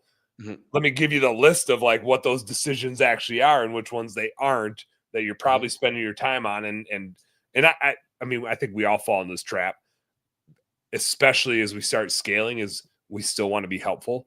And we view helping as diving back into a $20 an hour task. Like, let me pick that up for you and help you with it. And like, instead, and I had this like laughable time with our GM a while ago where he's like, man, I just feel like I keep getting pulled into these conversations. I was like, yeah, because you keep doing it for them. And so they keep having to ask you every time they run into this issue, you keep getting pulled back into it. Like it's totally inevitable. Of course, you're going to keep getting pulled in because every time they ask you about it, you do it for them. Yeah. So totally. You just trained them to ask you to do it for them, and you're frustrated, and they can't do it. So like you got to get to the $100 an hour task. You keep doing the $20 task. It's not just home services too, though, man. Like, I have a buddy of mine runs a pretty sizable like property management company, and he like tagged me on LinkedIn and stuff, and he said this is the best book if you have a service business like 20 employees or less. He's just because I don't even think there's a single theory in the book, and like all these books behind me, man, that I read, they're all like fluffed up, and you have to filter for like the stuff. And someone just put an Amazon review on my book and was like, I read, and I'm not going to name drop the books, but he listed like some big heavy hitter business books. He's like, this one's way better because it's more tailored specific for me. So it's like, I literally said in the book, if you want to build $100 million business, like burn this book right now, because I have no idea how to do that. But if you want to build one that sustains your lifestyle and can run without you, like keep reading to the next page. So I feel like just the book came to be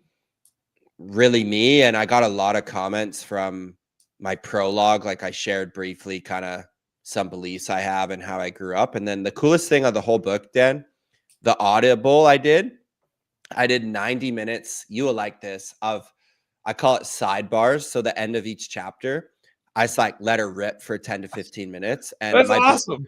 Dude, my book coach like didn't like it. He's like, did you know no one does this on Audible? Like, this is going to affect the rating. I'm like, I'm just going to do it. Like, it's my book. And I had a client yesterday. He's worked with me for 3 years and paid me a lot of money for one-on-one coaching. I gave him the audiobook early. He said, this is your best stuff. He said, I learned so much in those sidebars I'd never heard you even say in 3 years of working with me. So I was like, that was kind of cool to hear that. Dude. And I mean, like, I love that. Like, that's what we were talking about earlier, where it's just raw. Yeah. It's real. It's not to try to like fake some shit. It's not trying to please somebody. It's not to try to play this political game. It's like, yeah, I'm just going to tell like it is. Mm-hmm. And you can take it for what it's worth, but like, mm-hmm. yeah, if it's going to break the system, who cares? Yeah. Here I go. I'm a small business owner. Breaking the system is what I do. So yeah, I don't care if Audible doesn't like it, because this is what the people need to hear, and I'm gonna riff on this stuff. I think that's a lot of people too are like, how did you line up the CEO of Jobber to like forward your book? So I was like, I should probably like share that story. So I was just like, okay, here we go off script. So it's just like stuff like that. But back to your other question, because I know it's getting late for you. Chapter 6 is like the gold mine. Like, if you look at what I've done in business over 16 years, if you strip everything away, the thing I'm most proud of is I've been really good at getting great people on my team and then letting them do their job. So chapter 6 is my whole methodology from, hiring a whole bunch of people over the years, and how I structure their roles, and how I build like winning teams that build a business that can function without Dave. And that's the thing I'm most proud of, is being the least relevant person in the last 2 companies I built. Even now, I'm the face of the business, but I'm only coaching like 11% of our clients right now. And it's like, it's exciting. But I think when you can build something that has the ability to run without the owner, like, that's for me when business gets really fun. It's super tricky. And like you said, it's so people dependent. I find myself saying often, like, you are only as good as your worst employee. Mm-hmm. Somebody is working with your worst employee. Somebody's mm-hmm. getting the experience of your worst employee, and that is the representation of your company. So like, that's what you always have to reckon with. Give me like, we all have these stories of when we put up with terrible employees, and when it was like, oh my God, I can't believe I let this slide for as long as I did. There's got to be a couple that immediately come to mind of like, oh God, for sure. Like, hit me with a couple of those, like, reminiscent, like, can you believe? Dude, there's so many. Like, I'll give one. So it was 20. I literally know the guy's first and last name, but I'm just like, I'm not gonna chuck him under the bus. I was stressed out. I was running actually my painting business back in the day. So most people don't know how I got Revive going. Was actually, I had 2 painting businesses prior that I was already like, had like some basic business skills I could plug into pressure washing. But anyways, I was running my second painting business, and we're like super maxed out because here where I live in BC, Canada, it's only nice weather, Dan, for like 5 months of the year. So like all the people with money rush in and queue up and pay you big bucks to get their house painted. And we're mostly exterior painting. So I had like staff of 8 running, and I probably needed like 18 painters.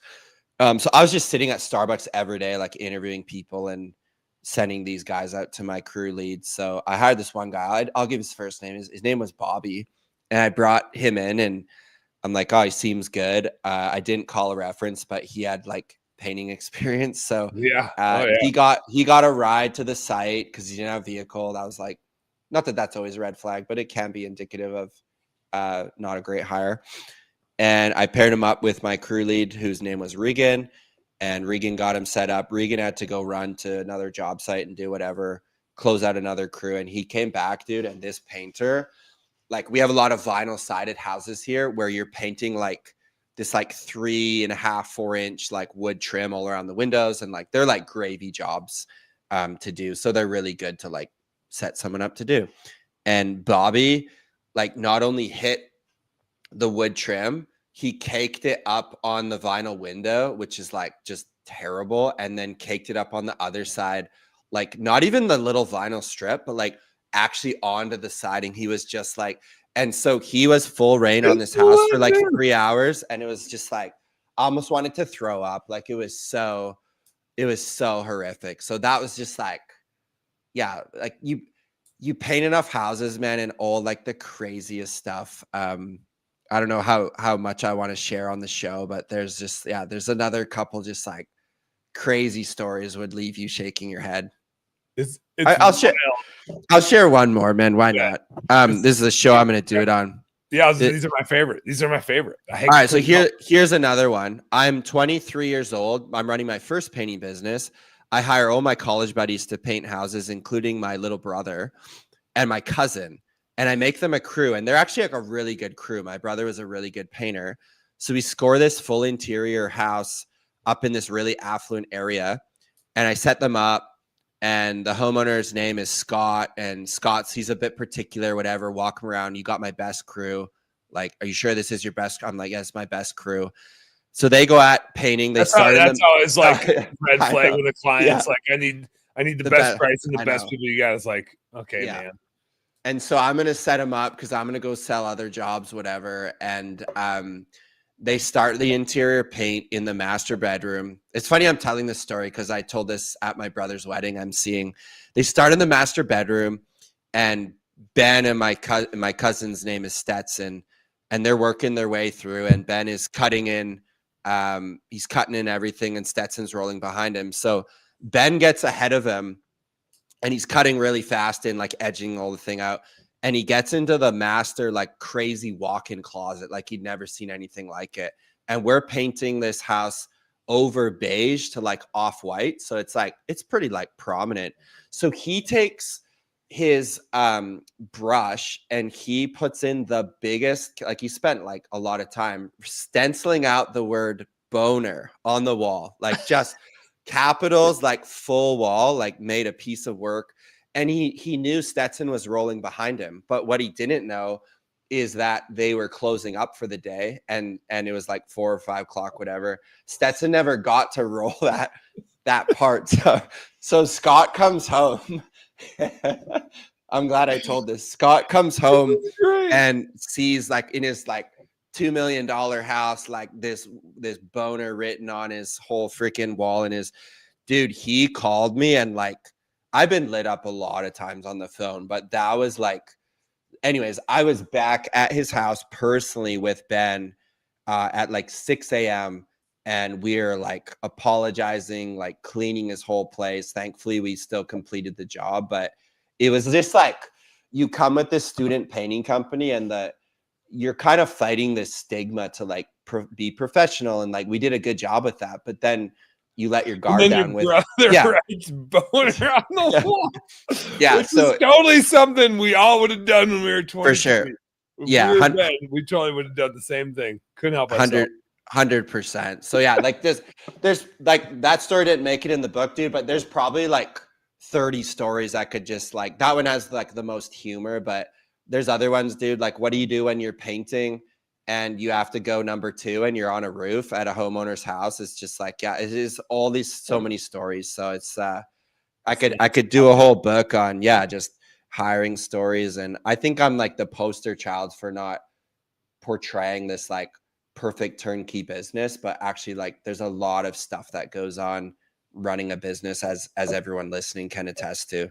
I think a future project in the works, like I've thought about writing a finance book, but that even sounds boring to me. Maybe what I need to do is spearhead gathering up all of our best stories and having a book full of short stories of like, yes, like written in a very comedic way. Like they got to be like the funniest ones and written by somebody that can like craft that and like get the best of the hilarity and like word it.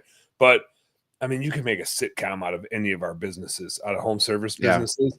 There's just so many. I mean, like even when I asked you the question, like 4 of them fell out of and started bouncing around here. It's like, oh my God, there's just dude, for you, if you ever did one, what I think would pop, because I don't want to read another finance book. I think if you wrote, short stories, but you actually wrote like, put in like cover names for them, but think of like 10 clients that you worked with that made terrible financial decisions, and I would write short fables in like a 10 chapter book, let's say, and I would call it I forget that whatever, I'll think of a title, but I would call it like chapter 1 would be like just the person's first name, like Barry, and then like his like not his business, but like Handyman 101, and then Barry, we're coming for you. We're coming for you, Barry. And then chapter 1.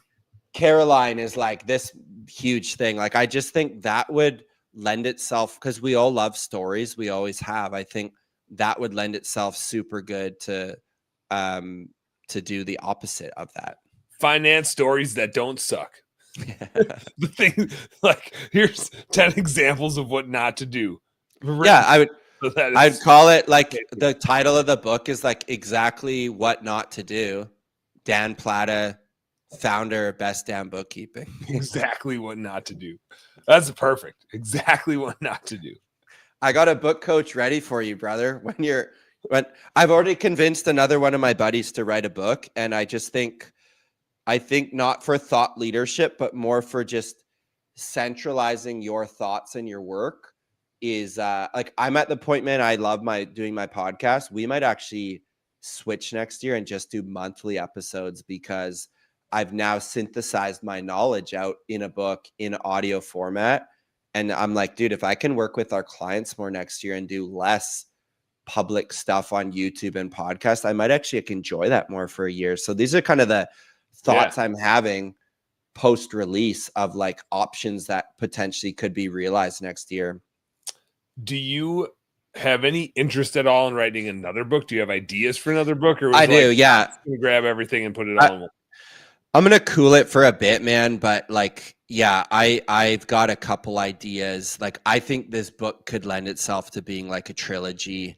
And you could easily pull another 2 topics, home service related, to do.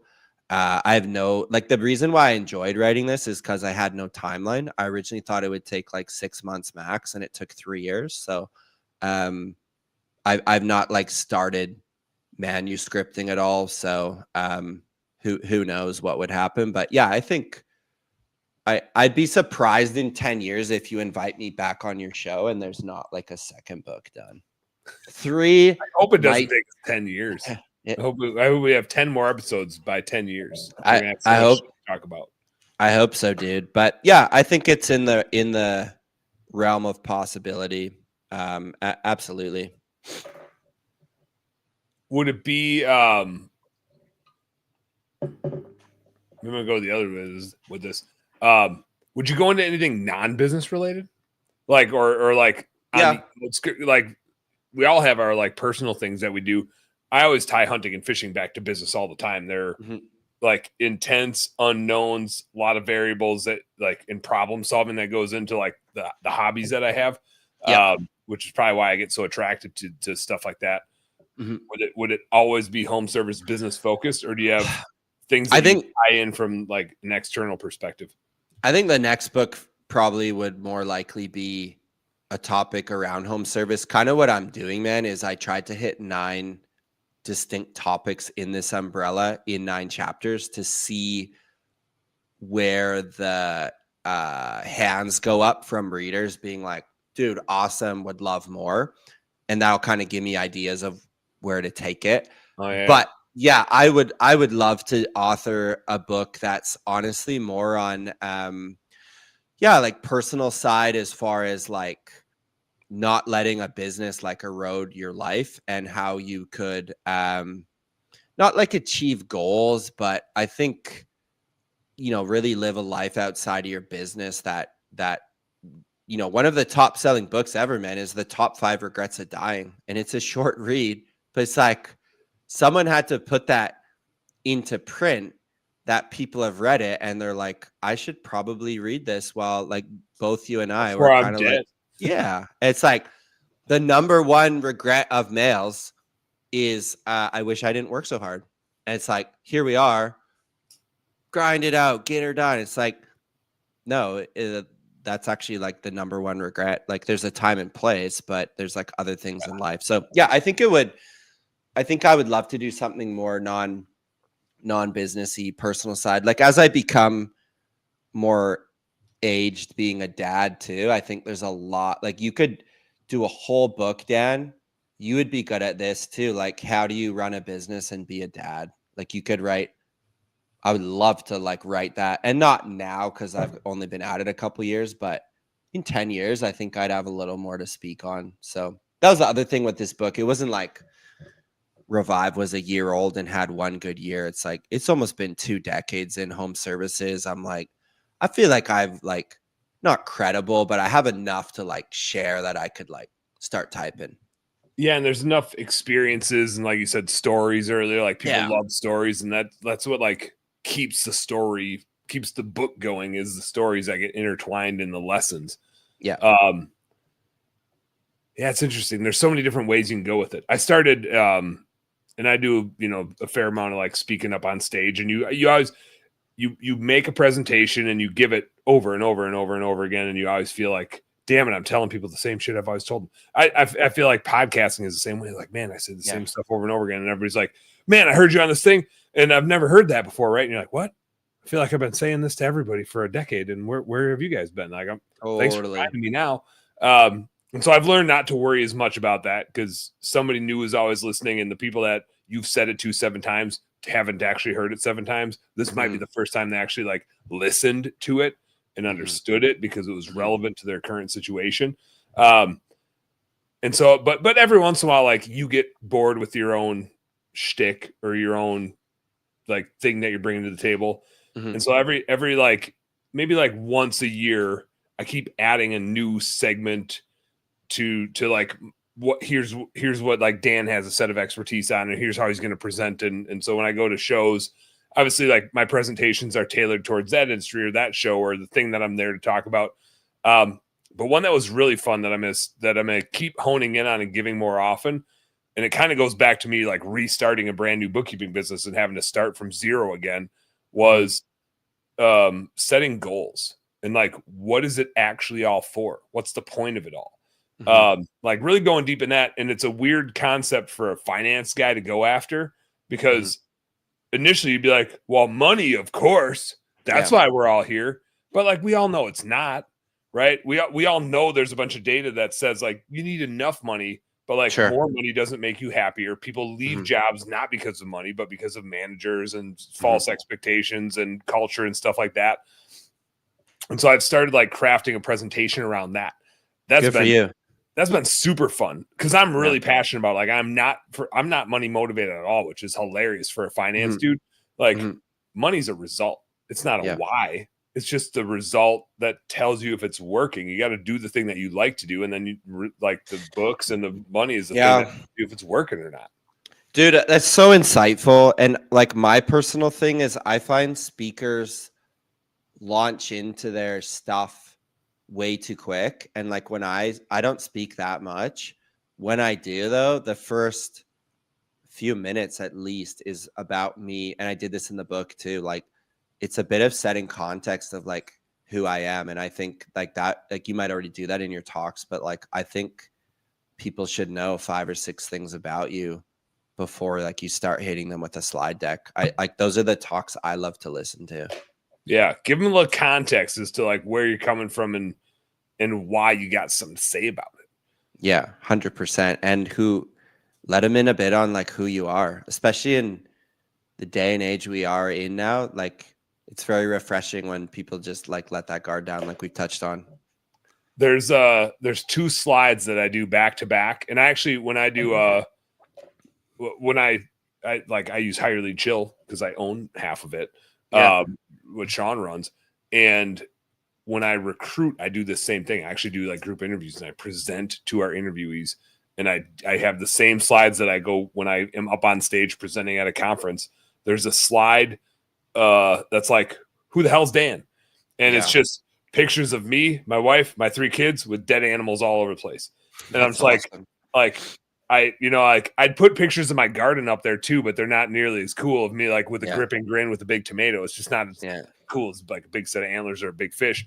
But like we got 4 chest freezers and we live our lives outside. My house is just a place where I like work from and store my shit. Otherwise I'm outside screwing around. And like, I don't believe that food comes from a grocery store. I believe that you got to go get it. You can get some stuff in a grocery store, but like, but your meat, you're hunting your meat. Yeah, but I'm got a garden in the back, and I'm growing my vegetables too. Wow. Like it's so let's talk about that for a sec. What are you actually buying from a grocery store? Like, do you have cows and stuff for milk? No, we don't live out in the country. We live in the city. But my kids are very interested in putting up some chicken coops. Like in the city we live in, we can get some chickens, and so like we're gonna end up with some chickens. Does it help with taxes where you are to get like chickens and goats and stuff? I don't know. Because here, I haven't looked into it. I don't think be a weird. Dude, my buddy's parents like got like whatever an allotment of chickens because you pay like cheaper property tax. I'm not kidding you. I don't know. Canada does have some weird tax things. Canada does have some weird tax situations going on. So there's that. Yeah, but so I put that up. I put like all the pictures, and like my wife hunts, and like my kids go with me. My mom shot 2 bucks this last weekend. She shot her tag and she shot my dad's tag. Like. It's just part of what we do as a family. And the next picture is there's a picture of a Bush Light deer head. Like it's somebody took a case of beer and turned it into like a wall mounted whitetail deer head. And I'm like, here's my spirit animal. Like all the kids are all, all spirit animals are all the rage. And this one's mine. It's a whitetail buck in a Bush Light case. And so I try to like give them hey, I'm a redneck. Right. But I'm a redneck that's here to like talk about professional shit. So deal with that because that's what's about to come at you. And I'm a wild card goofball who's like a beer drinking, deer hunting, like wrap that into all that. So get prepared to like have the least boring financial presentation you've ever had because it's not just going to be about finance. Like we're gonna go which way we go, but it's gonna be raw. It's gonna be funny. It's gonna be whatever it needs to be to make it so you aren't falling asleep while I'm teaching you about you're kind of like a walking dichotomy, dude. You're like, hopefully it keeps people awake. Oh, it does for sure. I think you've got that on lockdown, but it's cool to step into kind of your persona of all this outdoor stuff, family man, and then also like traditionally what we think is like, nerdy, weird finance person, but you got all this other stuff going on in your life that makes you like super cool. Like quickly on this, I watched, this is a couple months ago. I don't watch too much TV, but I put on Netflix and watched, have you seen the Aaron Rodgers documentary? No. Okay, I'm interested though. Oh, but someone just commented Packers, right? Yeah. Okay. Yeah, my father-in-law said go Packers tomorrow. Okay, so obviously a Packer fan. I'm an Aaron Rodgers follower. So, yeah, obviously he's like pretty controversial for whatever reasons, and the documentary will cover that. But one thing I really liked was he has so much like polarizing, contrarian views outside of, like, he's very gifted and very dedicated to his craft, but he will do the weirdest stuff. Like, I think one thing was he went to like Egypt to stay like 5 days in the dark, like pyramid, and people will be like, who does that? But he just goes to the beat of his own drum because that's how he's wired and who he is. And like his decisions or not, I think it can be generally agreed upon to respect the fact that he's comfortable in his own skin and kind of calls his own shots. So anyways, I just like, this is super cool to see. And I never knew he was like that. Not like, yeah, I guess he was like a little bit out there and a little bit weird, but it was very like cool to see that. I made a point. I watch a lot of football content. Like, I'll watch post-game shows and like coaches and quarterbacks, especially talking. And I listen to a lot of podcasts, but a lot of them aren't business related. A lot of them are outdoorsy related because that's like my true obsession. But when I listen to those, I am listening at how they host. And like for purposes of this podcast, like hosting is a skill set and I want to be good at it because it makes it more fun and enjoyable and for everybody. And I consume a lot of content around leadership, but it's not about like, here's how to be a good leader. It's about observing people that are in like ridiculous positions of leadership and have a lot riding on their shoulders. And like, I always appreciated how Aaron approached those conversations. Like, yeah, he's out there, but the way he navigates that stuff and like makes, and like Tom Brady was the best at it of all time. If we're just talking like football, the ability to bring everybody along and like be yourself, but you got to like be yourself and motivate everybody. Like, you can't be yourself and alienate everybody. It's like, you got to be yourself and be the person that can motivate and get everybody to follow along because you're trying to achieve crazy big things. And it was always interesting, like watching Aaron navigate that because he is out there as an individual, but it didn't like divide like I watched him more when he was a Green Bay Packer, obviously, but it like didn't divide the locker room. It like brought it together. Like they all had each other's backs and like supported each other's goofy ass shit that they all did. It didn't like cause them to hate each other. Right. And I think like, that's a skill set. We're all different. And if all it was everybody on social media pointing out everybody's differences, like you would think you'd walk down the street and just see fist fights everywhere. Right. You don't, because that's social media isn't how we all behave. Like we're way more civil than that. But when you get in a locker room like that and you have a 52 like alpha males, alpha male, like egotistical dudes, to pull all that together and get everybody going in a certain direction and trying to achieve the same result when there's so many different personalities in there.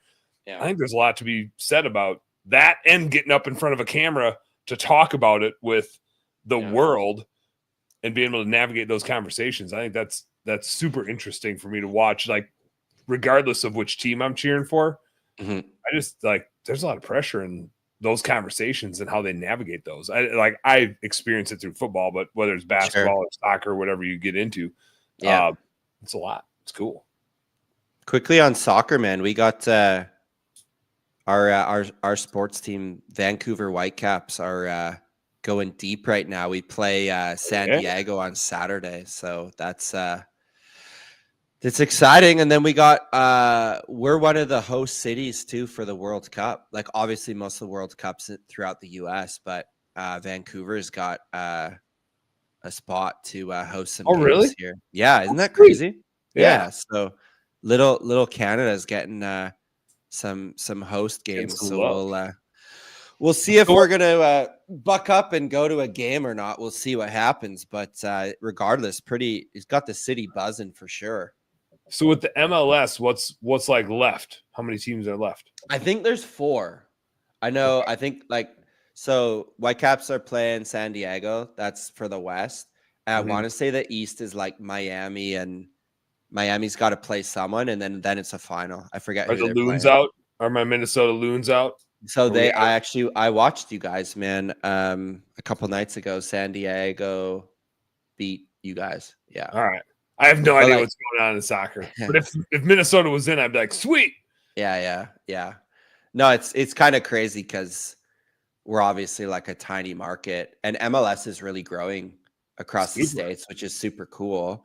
Yeah. Dude, I was in a So in our 15 days of doing nothing, I was in a Dick's Sporting Goods, which like, dude, another like Target, it was like mind blown. It's like them and Dick's. And if you love sports, my little guy loves sports. Like we'd hang out there every second day. But like the amount of MLS stuff, like merch through those stores was like if you have a kid into soccer and MLS, like you're set in there. It's super cool. Like just the selection, man, you guys have on everything is amazing. Like we took back a backpack home of like cool US stuff that you can't get in a Canadian grocery store. Yeah. So I'm like going through our border security, like how much did you spend? What's going cool yeah. stuff.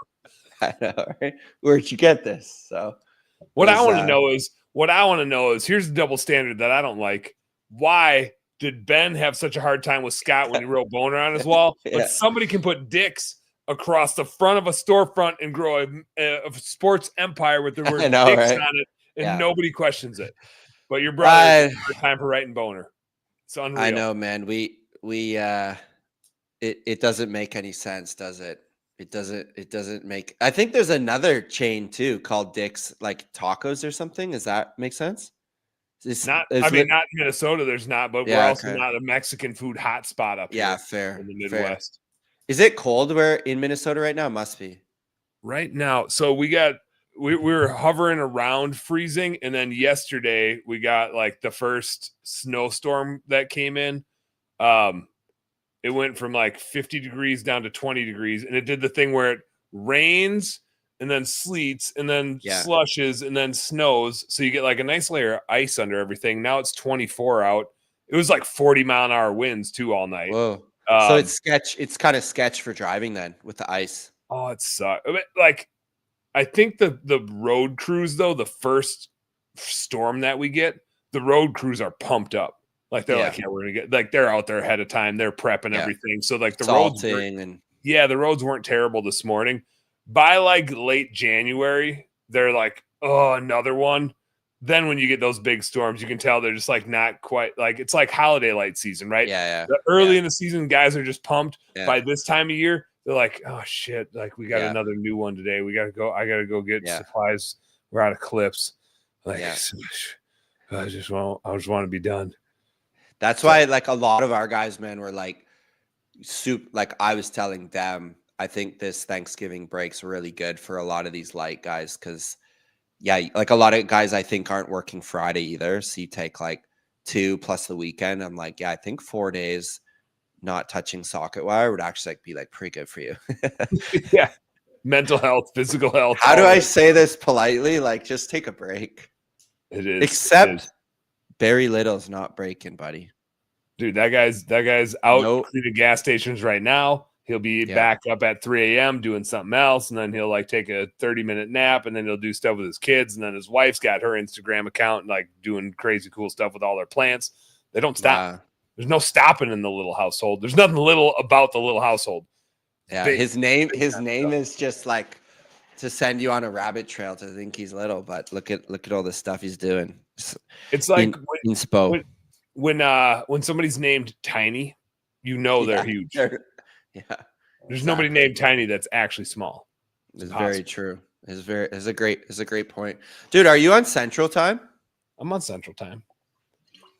I don't want to kick you off to bed here, man, but don't let me it's Thanksgiving, dude. Like you got to get 8 hours, don't you? I'm a 6-hour night guy. 6-hour dude. Wow. I'm no Barry Little, but I am pretty efficient with my sleep. I've claimed I'm one of the world's best sleepers. Like I've got a system to go to bed, and like maybe I'll hit a snooze once, but just like I'm a one snooze max sort of guy. And I'm very much like, when's it time to get up? I just get up. I'm just ready. So you're like midnight to 6 kind of thing. Yeah. Yeah, like 11 to 5. A lot of times I'll go 11 to 5, and I'll get up at 5 and like lift weights and stuff like that. I threw my back out dragging all the damn deer out this last weekend. And then this week has been very much like midnight to 6 because I've been up cleaning deer every night. And cleaning up the mess from that and be like, I'm not going to get up and lift weights. I can hardly like stand up. Yeah. So it's more just it's turned into midnight to 6 this week. But that's kind of my It's kind of my jam. I'm an 8-hour guy, dude. Barry would be ashamed with me. It's like you just got to find what works for you, right? Like yeah, I've tried on less, but obviously you can make anything work. But I think you want to find your like gotta get your sweet REM spot rhythm. Get Yeah, your REM exactly. cycle down. I found I was either like 6 or 9. If I'm at 7 or 8, I end up being like groggy. It's like taking a nap, and I've noticed this with naps. If I nap for longer than 30 minutes ever, Yeah, you're done. I'm toast. Yeah. If I take a 20-minute nap, I am freaking bam, like let's do it. But if that thing like tips over into 40 minutes, I'm like a zombie for the next 2 hours. And then by the time it gets to nighttime, then I can't sleep. Yeah. Because like the nap took I don't know what it is. It just like covered up some sleep for later, and then I can't fall asleep at night.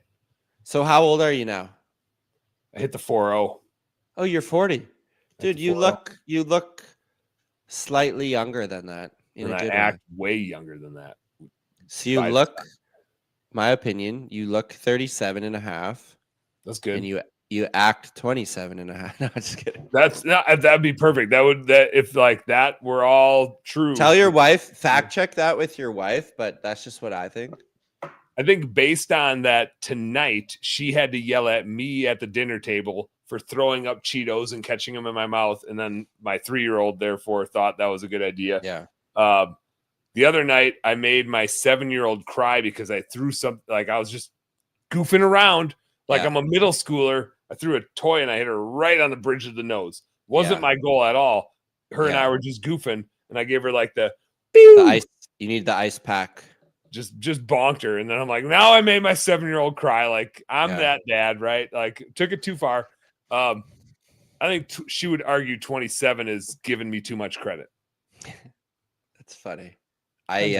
Depends on the day. My doozy today, man, was I did like a pretty full on hockey slap shot with it's like a rubber ball, but it got zipping pretty good and hit Beckham. Your shoulder is still in the socket? No, yeah, hit Beckham in the knee pretty good. So there's some tears, and we're getting the ice pack. So it's those feel the worst as a dad. Oh, too. I know. You're like, oh my god, I'm such an ass. I can't believe that this is how this turned out. He wanted to see like a big shot, but like obviously not in his knee. So it's like, oh man, yeah, I'll show you. I'll let her rip. Oh, sorry, bud. How was that? Yeah. Did you like it? Was that fast? Yeah. Got instant feedback. So yeah, I understand, man. There's still this like little inner boy child in you and me that is like kind of cool and pops up on a daily like split second thing. Oh yeah, like, it's in there ready to pop any second. Like, here I am. We're having fun now. We're going for it. We're gonna send this. You gotta keeps it interesting. Yeah. Well, Dave, man, we should wrap this baby up. Let's do it, dude. This was fun. I don't have any crazy parting words. I don't even know how you sign off with your guest, dude. But I just want to say it was a lot of fun. We hit the 2-hour mark, and have you been on my show yet? Once. I think it was once. I'm taking notes today. I'm a pencil. We'll set something up for the new year because I'm always down. My shows are not 2 hours, but we'll that would be awesome, man. Well, I'll ask you the questions you've never been asked. And what I do, Dan, I know you're gonna need this. We're going to do an early prep episode, an hour, just to make sure we get all the right words, and then we're going to turn it on. Have you ever been on a podcast like that? It's the worst. It's the worst. Yep. Yeah, we did like a full prep episode to do the episode, and I was just like, why? Like, it's worse the second time. It is. Yeah. No, I know. Yeah. It's worse the second time. Brutal. Ain't nobody got time for that. No, but we don't. That's for sure. But dude, enjoy Thanksgiving with your fam. It was cool seeing your kiddos on here, and keep crushing it, dude. Likewise, keep writing books. Make your bullet points. Start cataloging, bullet pointing, getting those ideas down. I have a ton of respect for you for a lot of reasons, but I really respect the path you took to write the book, because you and I have both read some that were definitely not the way you did it. Yeah. And I just don't, I mean, like technology is great and all, but I'm just looking for like authentic stuff. I can go get fake shit anytime, anywhere. Give me some like real stuff that was a sincere thought and a sincere right. So I appreciate the way you went about it. I would encourage you to do the same on the next one and the next one and the next one. And when I do mine someday, when I round up all my hilarious stories of what not to do, it's going to be Dan's words, not somebody else's words. I love it. I love I could be the spark for you, dude. And you let me know. We both have our goals on this call. I'll write another book. You're going to write your first, and we're going to keep each other accountable with just no timeline, but let's just say the next 10 years, dude. Let's keep it open-ended. I can handle that. I can handle that. I'll put it in my calendar for 10 years from now. When your little guy's 13 and a teenager, it's like, we'll make sure dad gets a book out. I can get down with that. No. I like writing stuff. Let's do it. We'll do it up. All right. This is how we close it out. We say this thing, which is business nerds. You guys know what to do. Work smarter and harder. Go earn some pride. We'll catch you next week. Peace out.